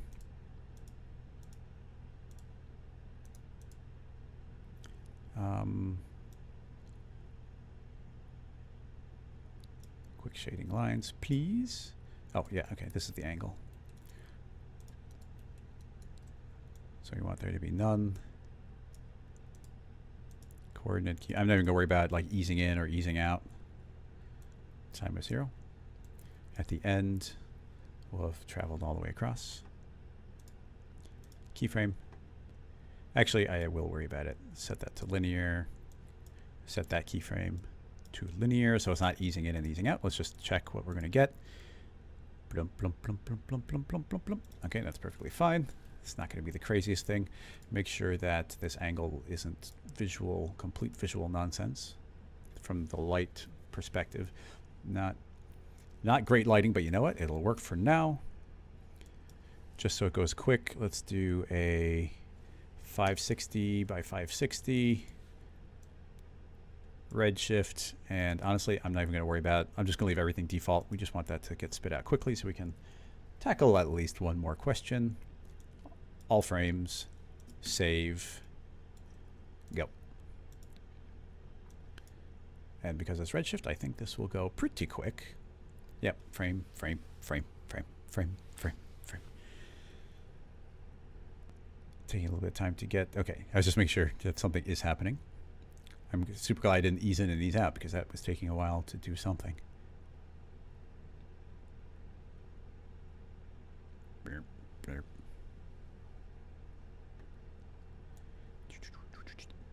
It is pretty nice to see those like melt in.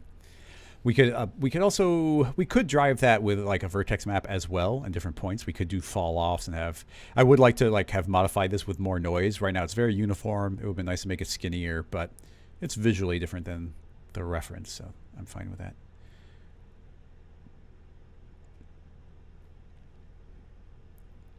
How's lag? Any lag from rendering? It's a concern.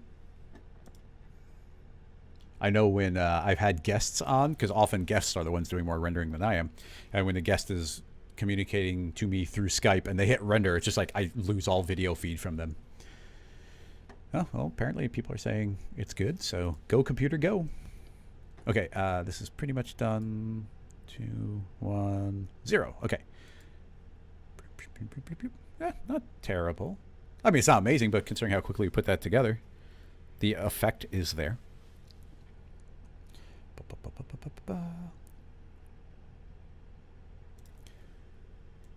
Nice. I might as well save that. Save as animation. Just save as an MP4. Save. Episode 1. Renders. Displacement bumps. Man, I've been messing up all the names. Save. Boom. Done. Close. Alrighty. Let's see. Almabrook. Apologies if I'm pronouncing that badly. Like, yes, I'm happy to be back. And I'll be back for, like I said, at least the next 30 weeks in a row. So you'll be sick of me before time is out.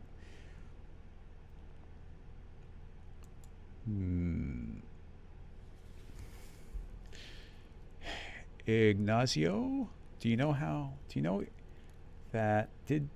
if you create a new node material of Redshift type, you can use native C4D modes? Oh yeah, if you are using the node space, if you're using the material node space in Cinema 4D, Redshift is fully integrated with that, and they made it so that the shaders are interactive in the viewport. So I guess I did pop open the Redshift material editor here because I'm currently used to this more, but hang on one second. I just accidentally minimized my windows. Never wiggle your mouse, it makes everything disappear. Bringing the chats back. Okay. Yeah, if you use the material node space, actually I haven't even done it, so let's just spend a second and see if we can get it to open at least. So that's all saved and ready. Create material, new node material. Double click on the node, which will pop open the node editor. How do we change our node space? Edit.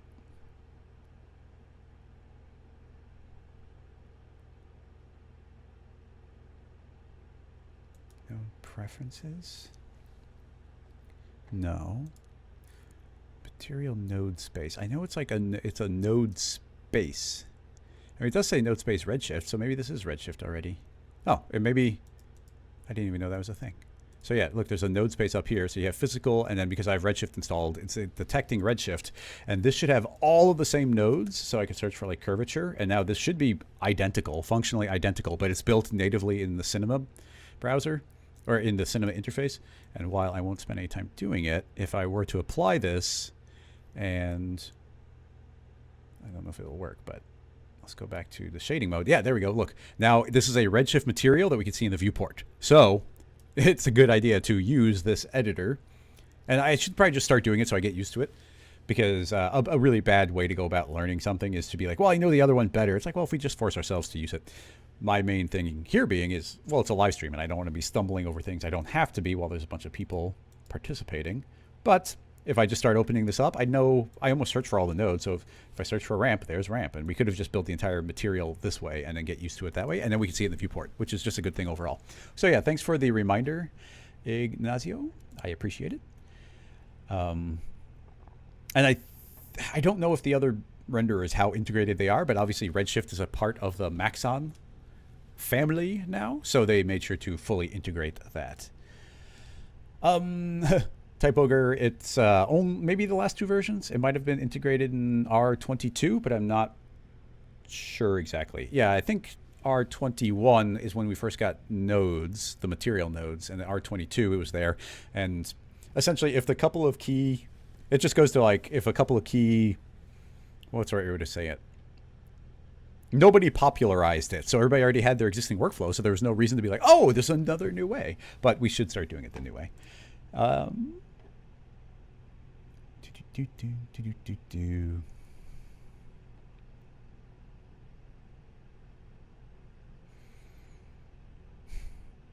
Michelangelo was saying that we could have possibly increased the speed with a spherical field, which would be similar, but I don't think you can...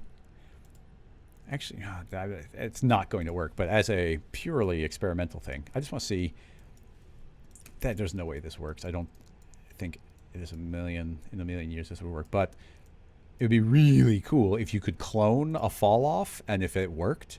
So I'm just setting up the displacement again to form point. Okay, so that's now pushing upward fall off. So if we said, hey, spherical fall off, then you get spherical fall off. But this is a single spherical fall off. And actually, I am thinking of additional ways that I could have done it. We could have done it with individual points and then done a fall off there. But it's going to be really cool if we could put a spherical, like put this into a cloner and get a bunch of these, and then in here feed the cloner.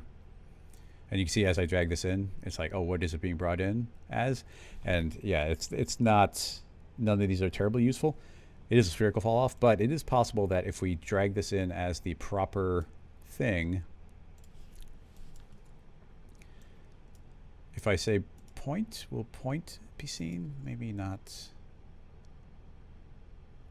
But, well, let me just show you, because it popped in my head. Because we're working with perfect circles, I'm pretty sure if I make a matrix object, drop this to 5x5, T for scale, drag this in. Can I say that that's a point object? Yes. Okay. So we drag in this matrix object as a point object, and you can now see that we're getting these individual points falling off. It's being a little weird. What is it doing? Why is it animating? There's nothing keyframed here, but every time I click, it's alternating. It is confused. Why would it be doing? Oh my goodness! I think this is such a simple setup. This has got to be a bug.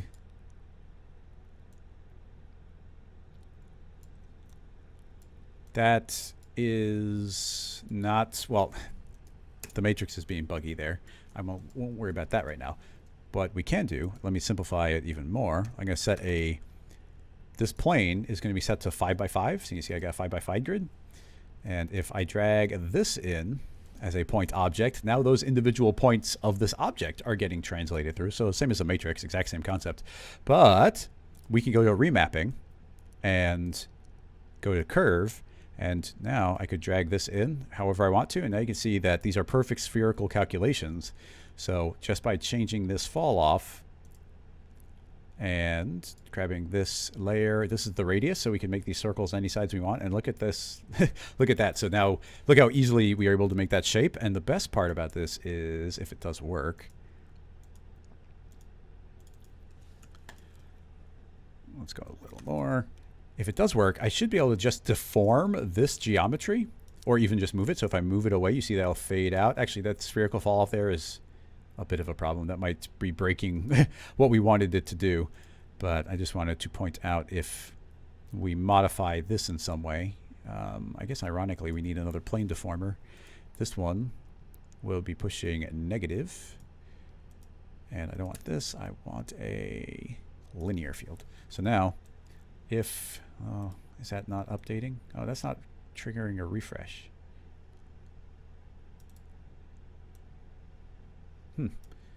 That doesn't trigger a refresh. We might need to, you know, it's really, no, even that doesn't, it's still seeing the original. It's not, this is seeing the original object, not its deformed state. But there's almost always a workaround. So just as a closing this out. We'll try a connect object on here. Connect. This plane should be deformed by that. It does see that. All right, nice. When in doubt, use a connect object. So you can see I can transition those in by deforming this bottom plane, putting the points in range of the secondary plane. And now those can transition in. And you see it's a very fast rig. And we could manipulate this in all sorts of different ways. And that could be neat. So yeah, a nice little add-on. Thanks for mentioning. Thank you, Anish. Appreciated. Okay, let me give that another save because that could be useful to someone. And if you're just joining us, any file I save here is available on Patreon. I usually post it on Friday. This is no longer Redshift, but it is displacing the bumps. Let's see. What video card? I think it's just a regular 1080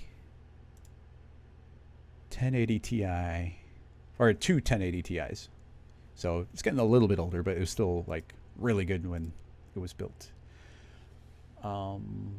Travis, did I already answer a Travis question? I feel like I did. And somebody else is just asking bubble wrap. Oh, what's the reference to this? Bubble wrap? Yeah, I guess this could have been a bubble wrap reference. This is, I wonder, just for fun, I'm going to put a second one. If we duplicate the plane effector twice, then we get a doubling effect, which could possibly, yeah, it's going to give us a little bit more of an inflation look. Not quite as much as I would want, but yeah, those sort of inflate.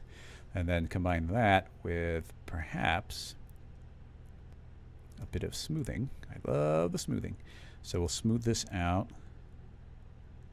Not much. Just a bit of smoothing. Let's push this out less. And do the secondary one more. I really don't want it pushing up, but there's not much of a way to limit that. Let's try and get more bubbly, but it's still pretty good. Oh, I have two. So Dean knows better what hardware I'm running. I have two 2080s, not 1080s. I have posted it in the past. It's just not something I pay attention to. I had someone else build the computer for me.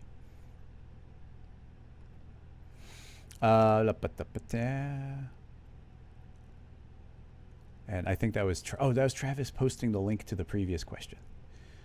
Oh, another thing to mention, if you do ask a question and I don't get to it, feel free to post the question again. And when you see me wrapping up a previous one, no, don't spam it. If you spam it, then I will not answer it and possibly you will get muted.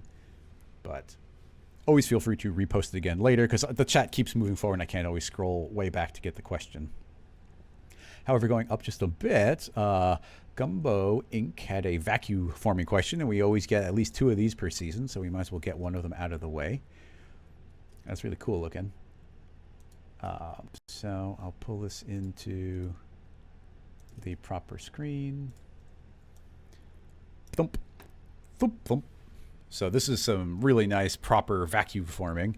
This seems to be on a industrial level. Because I've definitely watched some vacuum forming videos on YouTube from like indie makers, and theirs are not this complex. So what this is doing is there's a sheet of plastic. It is heated up, so it gets kind of droopy. But then what they're doing is they're inflating it with a bunch of air, so it turns into a balloon. And the object that's going to, they have what's, it might be called a blank. Like the blank is this mold that's underneath it, which is probably something pretty solid. Like this could be a wooden block that's carved into the shape of, in this case, like a suitcase. So the air blows up like a balloon, and then the object moves up, and then it sucks all the air out, and then it forms that shape. Now, what's kind of interesting about this particular one is that this feels a lot less like this specific effect makes me not want to do it with the traditional soft body way, but by doing an actual morph of some sort, because it's such a very specific model in the end. And it's really, it's like, it's the smoothing out of the crevices. I wonder, it's pretty neat. The specifics matter a lot here. Let's do some really quick modeling. So, new file, cube, select all, T for scale. I'm going to do this very quickly. T for scale, select the top point, E for move, pull down. Edge mode, UB, select around edge, MF for edge cut. Hit apply. That gives me an extra subdivision here. Do a loop selection, UL, D for extrude, push out, grab just, or hold down D as I do a loop selection here. Now I have the front and back. D for extrude, I for inner extrude, D for extrude, UL for loop, do a loop selection, I for inner extrude. Turn on preserve groups, go over 90 so I can actually pull this in more. I don't like the way it looks on the edge, so I'll do a loop selection there and a loop selection there. I for inner extrude, pull those in. It's still getting, I don't want to get those edges messed up like that. I, D for extrude, and then let's get some extra details on the top. So UB, MF, set this to subdivisions of 20, hit apply, get all these nice subdivisions, go back to polygon mode, selection. Let's grab poly, poly, poly. I'm just alternating every other one to grab them. Deselect that one. I accidentally grabbed D for extrude, D for extrude. I turned on UV mode. D for extrude. Let's pull those down. And yeah, that's not terrible. We can get a couple extra tabs going here just for a little bit of extra detail. We'll grab 2, 2, 2, 2. I probably don't need to be being all clean and symmetrical, but this is just the way I like to model. D for extrude. And is there any additional lips or anything? Like, there's a lot we could keep on pushing on here. Like, I love, like, here's a shape I love doing. What's the best way to do this? If I do I can't think of a way of doing it quickly. So, but if I were just to select these, like so. I for inner extrude, and we pull those in. Oh, I. There, we can do that, and then D, and then you get these really nice notches. I really like doing that.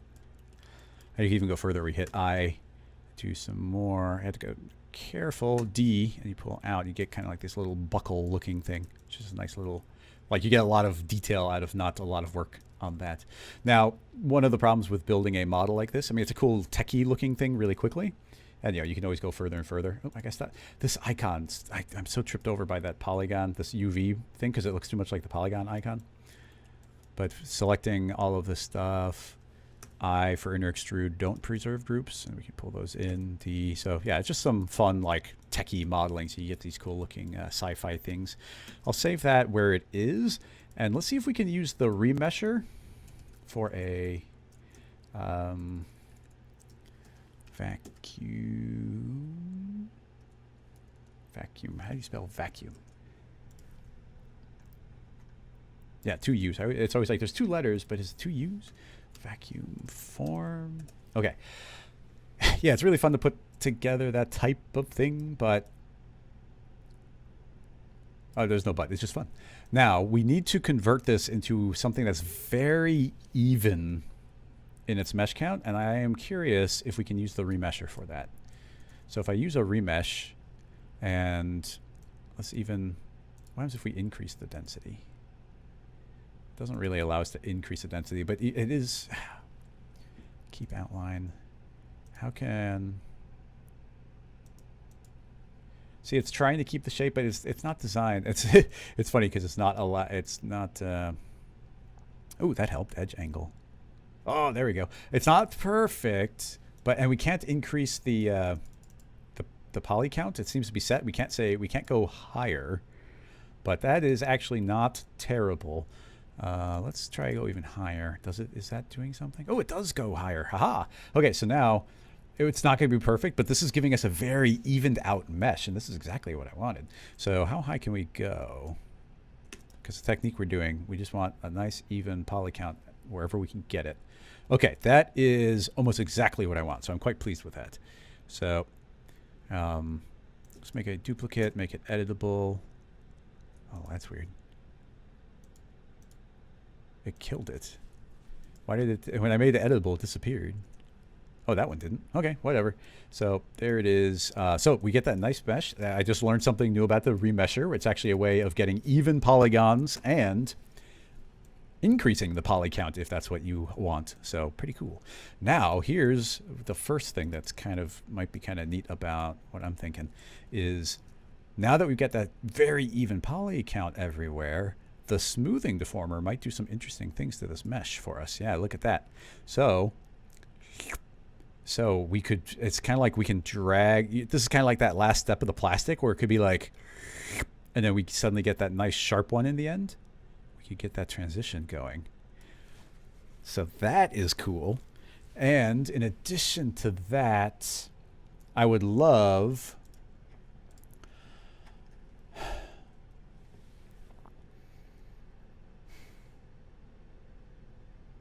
oh, thanks, Travis. Yeah, Travis is saying the reason why I made it editable and it didn't appear is it was calculating still because I had made a duplicate. It was recalculating from scratch, and I made it editable before I'd finished the calculations. I'm surprised it doesn't queue it, but that's good to know.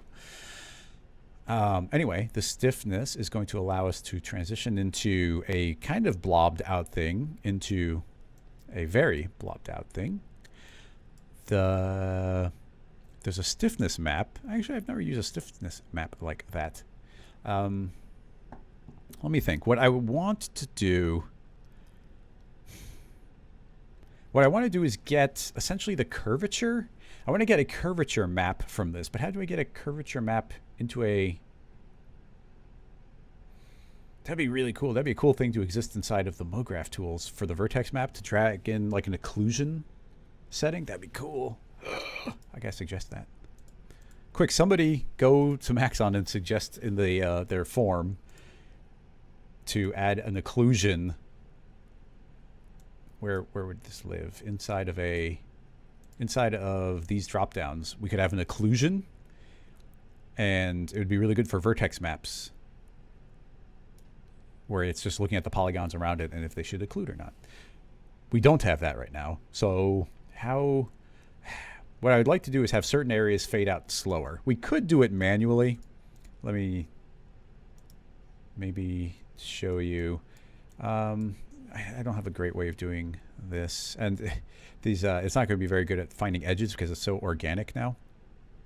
It's going to be very inclined to go spinning around. So yeah, not the best. Andres is saying that you could do curvature with X particles. I mean, I do have X particles, but I don't think I can translate that into a cinema vertex map. And if you can, I don't know how to do it. Yeah, there's XP vertex map, which is like a completely separate thing, and I just have no experience with it. So I don't doubt you can do it. I just don't know how to do it. Plus, that is introducing a plugin, and then it just makes it so less people can follow along. I would love for a particular spot to be affected differently. And just as a example, I suppose, we've got here's the smoothing, and we could even smooth out more. Yeah, okay, so, oh man, yeah, this could work really well. So if we push that a bunch, we go to fall off, and we say, hey, I mean, how often do you put a fall off into oh, look at that, it's beautiful. We do a linear field here. And now it's going to be a little slow because of all the iterations, but you can look, I can transition between those shapes, which is amazing. That's really cool. So now that we've essentially, because I turned these all into quads, I guess there might be a few triangles, but because it's very even polygon count, it gave us the ability for the smoothing to get applied all over the place. So we can get this effect really easily just with a single smoothing deformer. And now that this is the way it is, I mean, potentially we could just keep it smoothing even more. Yeah, so you see as I smooth it even more, that's looking like this. Then feed a plane effector, which actually does come after. Once again, it's going to be a deformer. So let's push out 50, deform the points. That's calculated after. So this entire overall shape inflates, which is fine.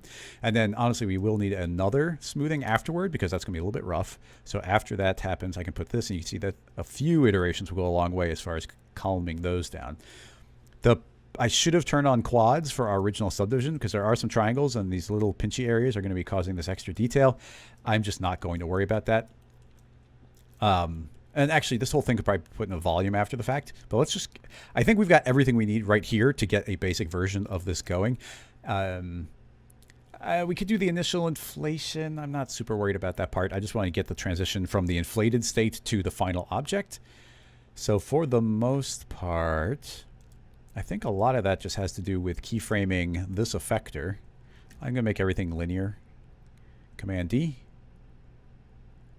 Key interpolation. Linear. So the plane effector. Strength. And then after 30 frames, it'll be down to 0. Now, so you see that's going to transition us into that. Now, I'm just going to guess, but let's say about the halfway point, we could start pulling the strength down.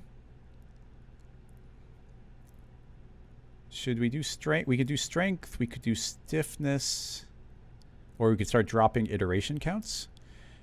Stiffness is going to be the most linear, so we'll do that. We probably do want them easing in and easing out might be a good thing, but we start increasing that stiffness. And honestly, the other stiffness or the other smoothing needs to be doing a very similar thing. So let's say that that's 100%. I guess we don't want to go 100% because there's supposed to be like a little bit of curvature. No, we'll do 100%. We'll just put a subdivision surface on it. Stiffness back to 15. So that can be transitioning out at the same time. So just as a quick scrub, you can see we're in the inflated state. And now this can start pulling down and then taking on the shape of the overall object. And then that catches it. Now, the problems come in where, well, it's not so much a problem. We just need to plan this properly. We can't let it ever get smaller than the original object. It shouldn't ever get smaller. So it should start taking on the final form. Actually, that was pretty good. It's not perfect because you see right here, like these are smooth to the point where the shape has to be on the outside of it. But the rest of it's not bad. You see that the top part, like all of that, is working really nicely.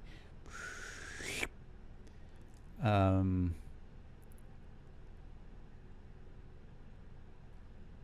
trying to think of the way I would go about doing that. I'm not sure. Another thing to throw out there is I would want to... It'd probably be a good idea to put this entire thing into a volume builder and then into a volume mesher. And we can now get another nice clean polycount. And that doesn't change anything except the final mesh will be a little cleaner. Oh, actually, I didn't even think about it. This could work. Let's put a second copy, but this one has no deformers on it. So now the original one is always there. So the volume builder can have smaller voxel size, a little more increased resolution. And you can see right there where those corners are poking out, so we probably need to inflate a little bit more. I won't worry about those details. But now, as the keyframes begin going, yeah, you see those corners are kind of taking on the attributes, but it can't escape from it. And then, oh man, that looks great. Look at that. And now a good thing to do would be extra... the more resolution we can put on here, the better. So, you know, decreasing the voxel size, you know, so if you're going to do your final, like increasing that to 3, well, decreasing it to increase it to 3, you can see that's going to go a long way for sharpening this whole thing up, which is good. I would also probably put a smooth on there. So the smooth would be something you'd want to keyframe. This is going to really slow us down. Let's see. I want it to stay about that smooth probably until about here. So then we can keyframe that. And where does the rest of it? Yeah, the rest of it locks in pretty quick. So that's just kind of like the last. Actually, I guess it stops in 45. Here's something I'm going to do. The keyframes, you see the keyframes aren't showing up in this timeline? Something that's really neat is there's actually, that's the smooth in there, but there is physical ones that we can add as well, which are right here. I want a SP or an SDF smooth, which I think I just make as a hierarchy child. And now it's this external object. And now it's really easy to keyframe that. And now you see it actually does appear here. And it's a separate living object and it's not in the hierarchy. I'm even going to give that 10 frames to transition down to 0 to become really sharp. Now, I expect it to be choking quite a bit, but as I scrub,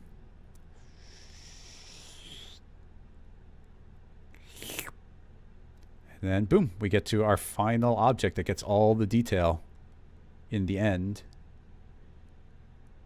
And the smoothing, yeah, all that is working great, and we don't lose the original object. The only thing, once again, I don't want to lose, you don't want to lose your original object. So I might counter inflate that somehow. Yeah, actually, that's not hard to do. Inside of here, we'll move our original object down and then create another. Man, look at all these amazing tools we have in Cinema. So cool. So SDF smooth, does that just change modes? Yeah. Okay, so I need a second one right there. And if we just rearrange these, that might work. So that doesn't actually change anything, but internal to the volume builder, if our second one, which I should rename to expand, this is going to now be in mode dilate and erode, which just means make bigger and smaller. It's like an inflation. So if I say, hey, you're extra inflated, and then that inflation starts fading away at the same time the other one is, then now, yeah, that's going to counteract it having been sunk in. So it's kind of like right there. That's the one, that's what we're trying to fight against. So let's keep on increasing this to be bigger, bigger, bigger. Okay, quite a bit, apparently. Okay, 25, we're getting there. 35. Yeah, so we'll do that. Oh, yeah, I just got to be careful. Yeah, it's probably pretty inflated here now. I didn't realize we were in the last couple frames, so probably going overboard on that. Whoa, 15. So let's see how that looks on the last couple frames. So those are inflating and then get nice and sharp in the end. So you can see that we've got all the tools that we need to do this transition however we want to. There's a good chance we could do this entire thing just in the volume builder. But I think that little bit of inflation and the smoothing we were doing is actually doing a really nice job of transitioning in. I think we'd want to, like everything, a couple different things are happening here at the same time. But that can end there.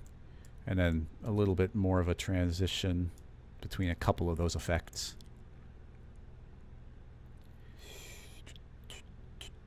And then you end up with this final nice smooth one, and that all comes from the blob. So that is pretty good overall. I am quite pleased with that as a vacuum forming concept. That's completely different than we've ever done, and it's working completely awesomely. Every other attempt we've ever done in the past using soft bodies has always been like a nightmare. You never get the detail. The mesh doesn't go where you want to. Now, doing this technique, we have every control we could want as far as inflating, smoothing, contracting, like just layering up this expanding, expanding it with a plane effector as a deformer. All of these tools become very, we just have a lot of control, artistically speaking, to be like, okay, let's mix it a little bit of this, a little bit of that. Oh, this part isn't quite doing what I want here, so I'll transition this in this way, and we get pretty much perfect transition. I also think, I'm not sure, but yeah, these, look at this, these expands and whatnot also have fields in it. So those could get fall offs. So this entire thing could be getting driven via, instead of me just keyframing them with sliders, there could also be like fall offs happening here. We could have some sort of weight map overall. So certain areas get affected first and other ones get affected later. Yeah, I guess just for the sake of it, I mean, that's saved right now. But now I'm not going to change any keyframes. But inside of, let's just create the fall off. So here is a linear field.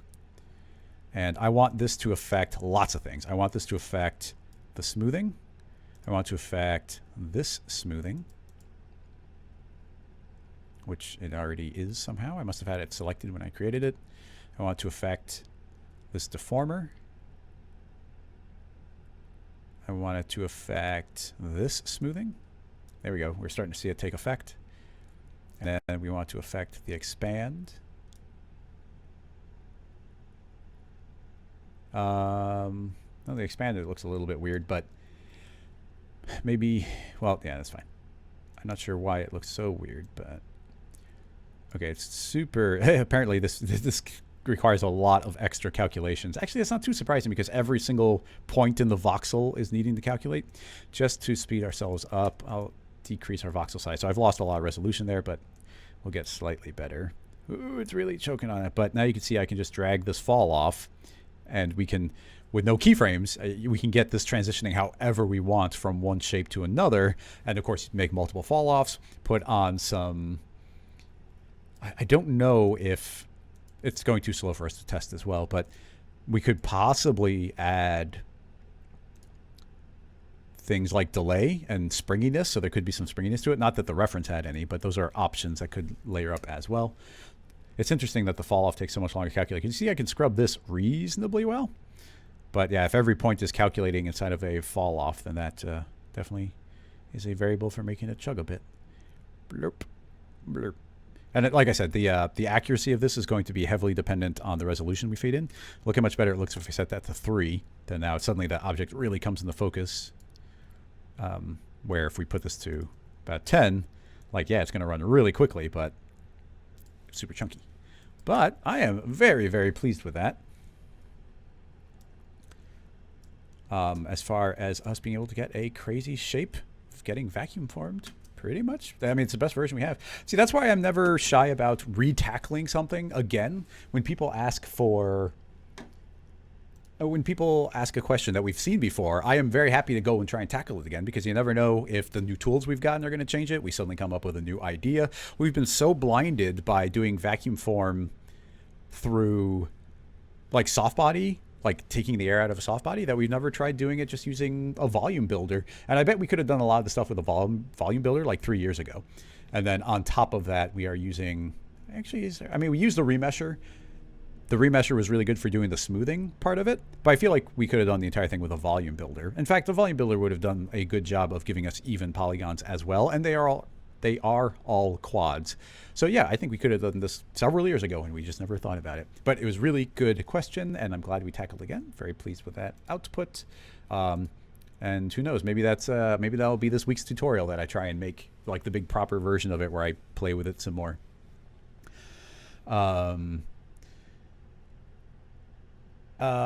Andres is mentioning a jiggle deformer. A jiggle deformer unfortunately would not work once we use this volume mesher, because a jiggle can only work if the point count isn't changing, and the volume mesher is generating a completely new mesh every time something changes. So you could not do a jiggle with that. But like I said, there might be able to be some springiness inside of some of the deformers. I'm not sure though. So it'd be something to think about. There'd be more to explore, and I do agree. I like jiggliness in general, but when we look at the reference, and I will pull it back up again for a moment. If we look at the reference, I don't think that there's like much in the way of jiggle. Like, yeah, there's no jiggle here, but there is definitely. You see how like these center points. This is where I was saying if we spent some time and made a vertex map, we could have different parts fade out. You see that these corners get affected most quickly, and then this inner part is like the last one to get affected. So those big flat areas would get affected last, and there's several ways we could go about making that happen. We just didn't. We got the overall effect happening uniformly. And that's why I was saying if we had a curvature map, if we could automatically generate a curvature map, then we could have made a curvature map on these outer edges to be affected first. That was the idea there. So, yeah, we're pretty good on time here. Well, in that we've only gone over about 15 minutes. This was really fun. I've been missing doing the live streams. I'm glad everybody came and made it. Really important details for everybody's hanging out here, especially everybody's like, oh, can you do this again? Go and follow on YouTube so you get an alert when I'm going live. Make sure I put this on the Slack channel, which is really important. So you can head over to rocketlasso.com and you can join the Slack channel. Just click on the community tab. I'll put that here in the notes. I will, let's see, community. So here's a link. Go on over here and you can join the Slack channel. And then in the Slack channel, join live. And I @ the channel every time I'm about to go live for this. Also, as I said, there is a Patreon. If you go and you join Patreon, then you can just join in the bonus live streams on Tuesdays and Thursdays, which is this kind of stuff, but we go deeper. Like, as an example, I really like this vacuum form thing, so maybe we'll explore that a bunch more tomorrow. But instead of trying to constantly move forward and I guess be as productive in as short amount of time as possible, I'll be spending more time and very meticulously being like, okay, A test, or like E, like here's A, here's B, here's A, here's B. What's the difference? How does it work? Like really try and get to understand it so I can make a tutorial from it. So that's what a live stream does. Also, all the scene files I saved will be on the Patreon, so just something to keep in mind. I'll be back again next Wednesday for this live stream on the same time, so 2 o'clock or 8 UTC, which is like universal time. So I'm just going to use that because it doesn't change as the year goes. Super fun. Like I said, I missed it. I'm glad everybody showed up. Get any links you find, anything you're thinking about, put it together, hold on to it, and I'll see you next week for those. Otherwise, I'll see you in the Slack channel, and I'll see you just around the internet. Everybody keep on making cool stuff. I'll see you next time. Oh, David is saying, are the streams on Patreon also archived? They are. If you're on Patreon, you can watch every one of the old streams. They are all there. I should organize those also on a super page so that they're all organized in one giant list. But yeah, every episode of those is recorded. There's 3 seasons of Off the Record, and only last year we started doing the tutorial stream as well. So all of that content does exist, and all the scene files from those as well. Go check out the new website. Lots of stuff there. All the archive tutorials are there as well. And there's more questions coming in. Sneak peek for the upcoming season. Plugins, projects in the pipeline, guests. Oh, I can mention some guest stuff. Well, there's some people who haven't super confirmed yet, but I'm sure they will be. You can expect to see EJ again, I'm sure. If we can get it scheduled properly, Nick Campbell will be joining as a guest this year on the stream. You'll see more Rick Barrett from Maxon, I am certain. We've already arranged one, in fact. More EJ, as I said. And Jonathan Winbrush is going to be a guest. We've already got 2 dates on the calendar for when he might be joining there. And I've got other people on the list to be talking to as well. Some that aren't confirmed. I don't want to mention them if they're not going to be here, but there's definitely going to be some cool guests. The plan is going to be this week is just me, next week will be just me, and then I'll start doing every other week is a guest would be what I want. So like one regular episode and then a guest episode. So I think that's a good way of linking those. Oh yeah, Gavin was great too. I had a lot of fun having Gavin on the stream. We made the dancing elephant. Joel, that is a definite possibility.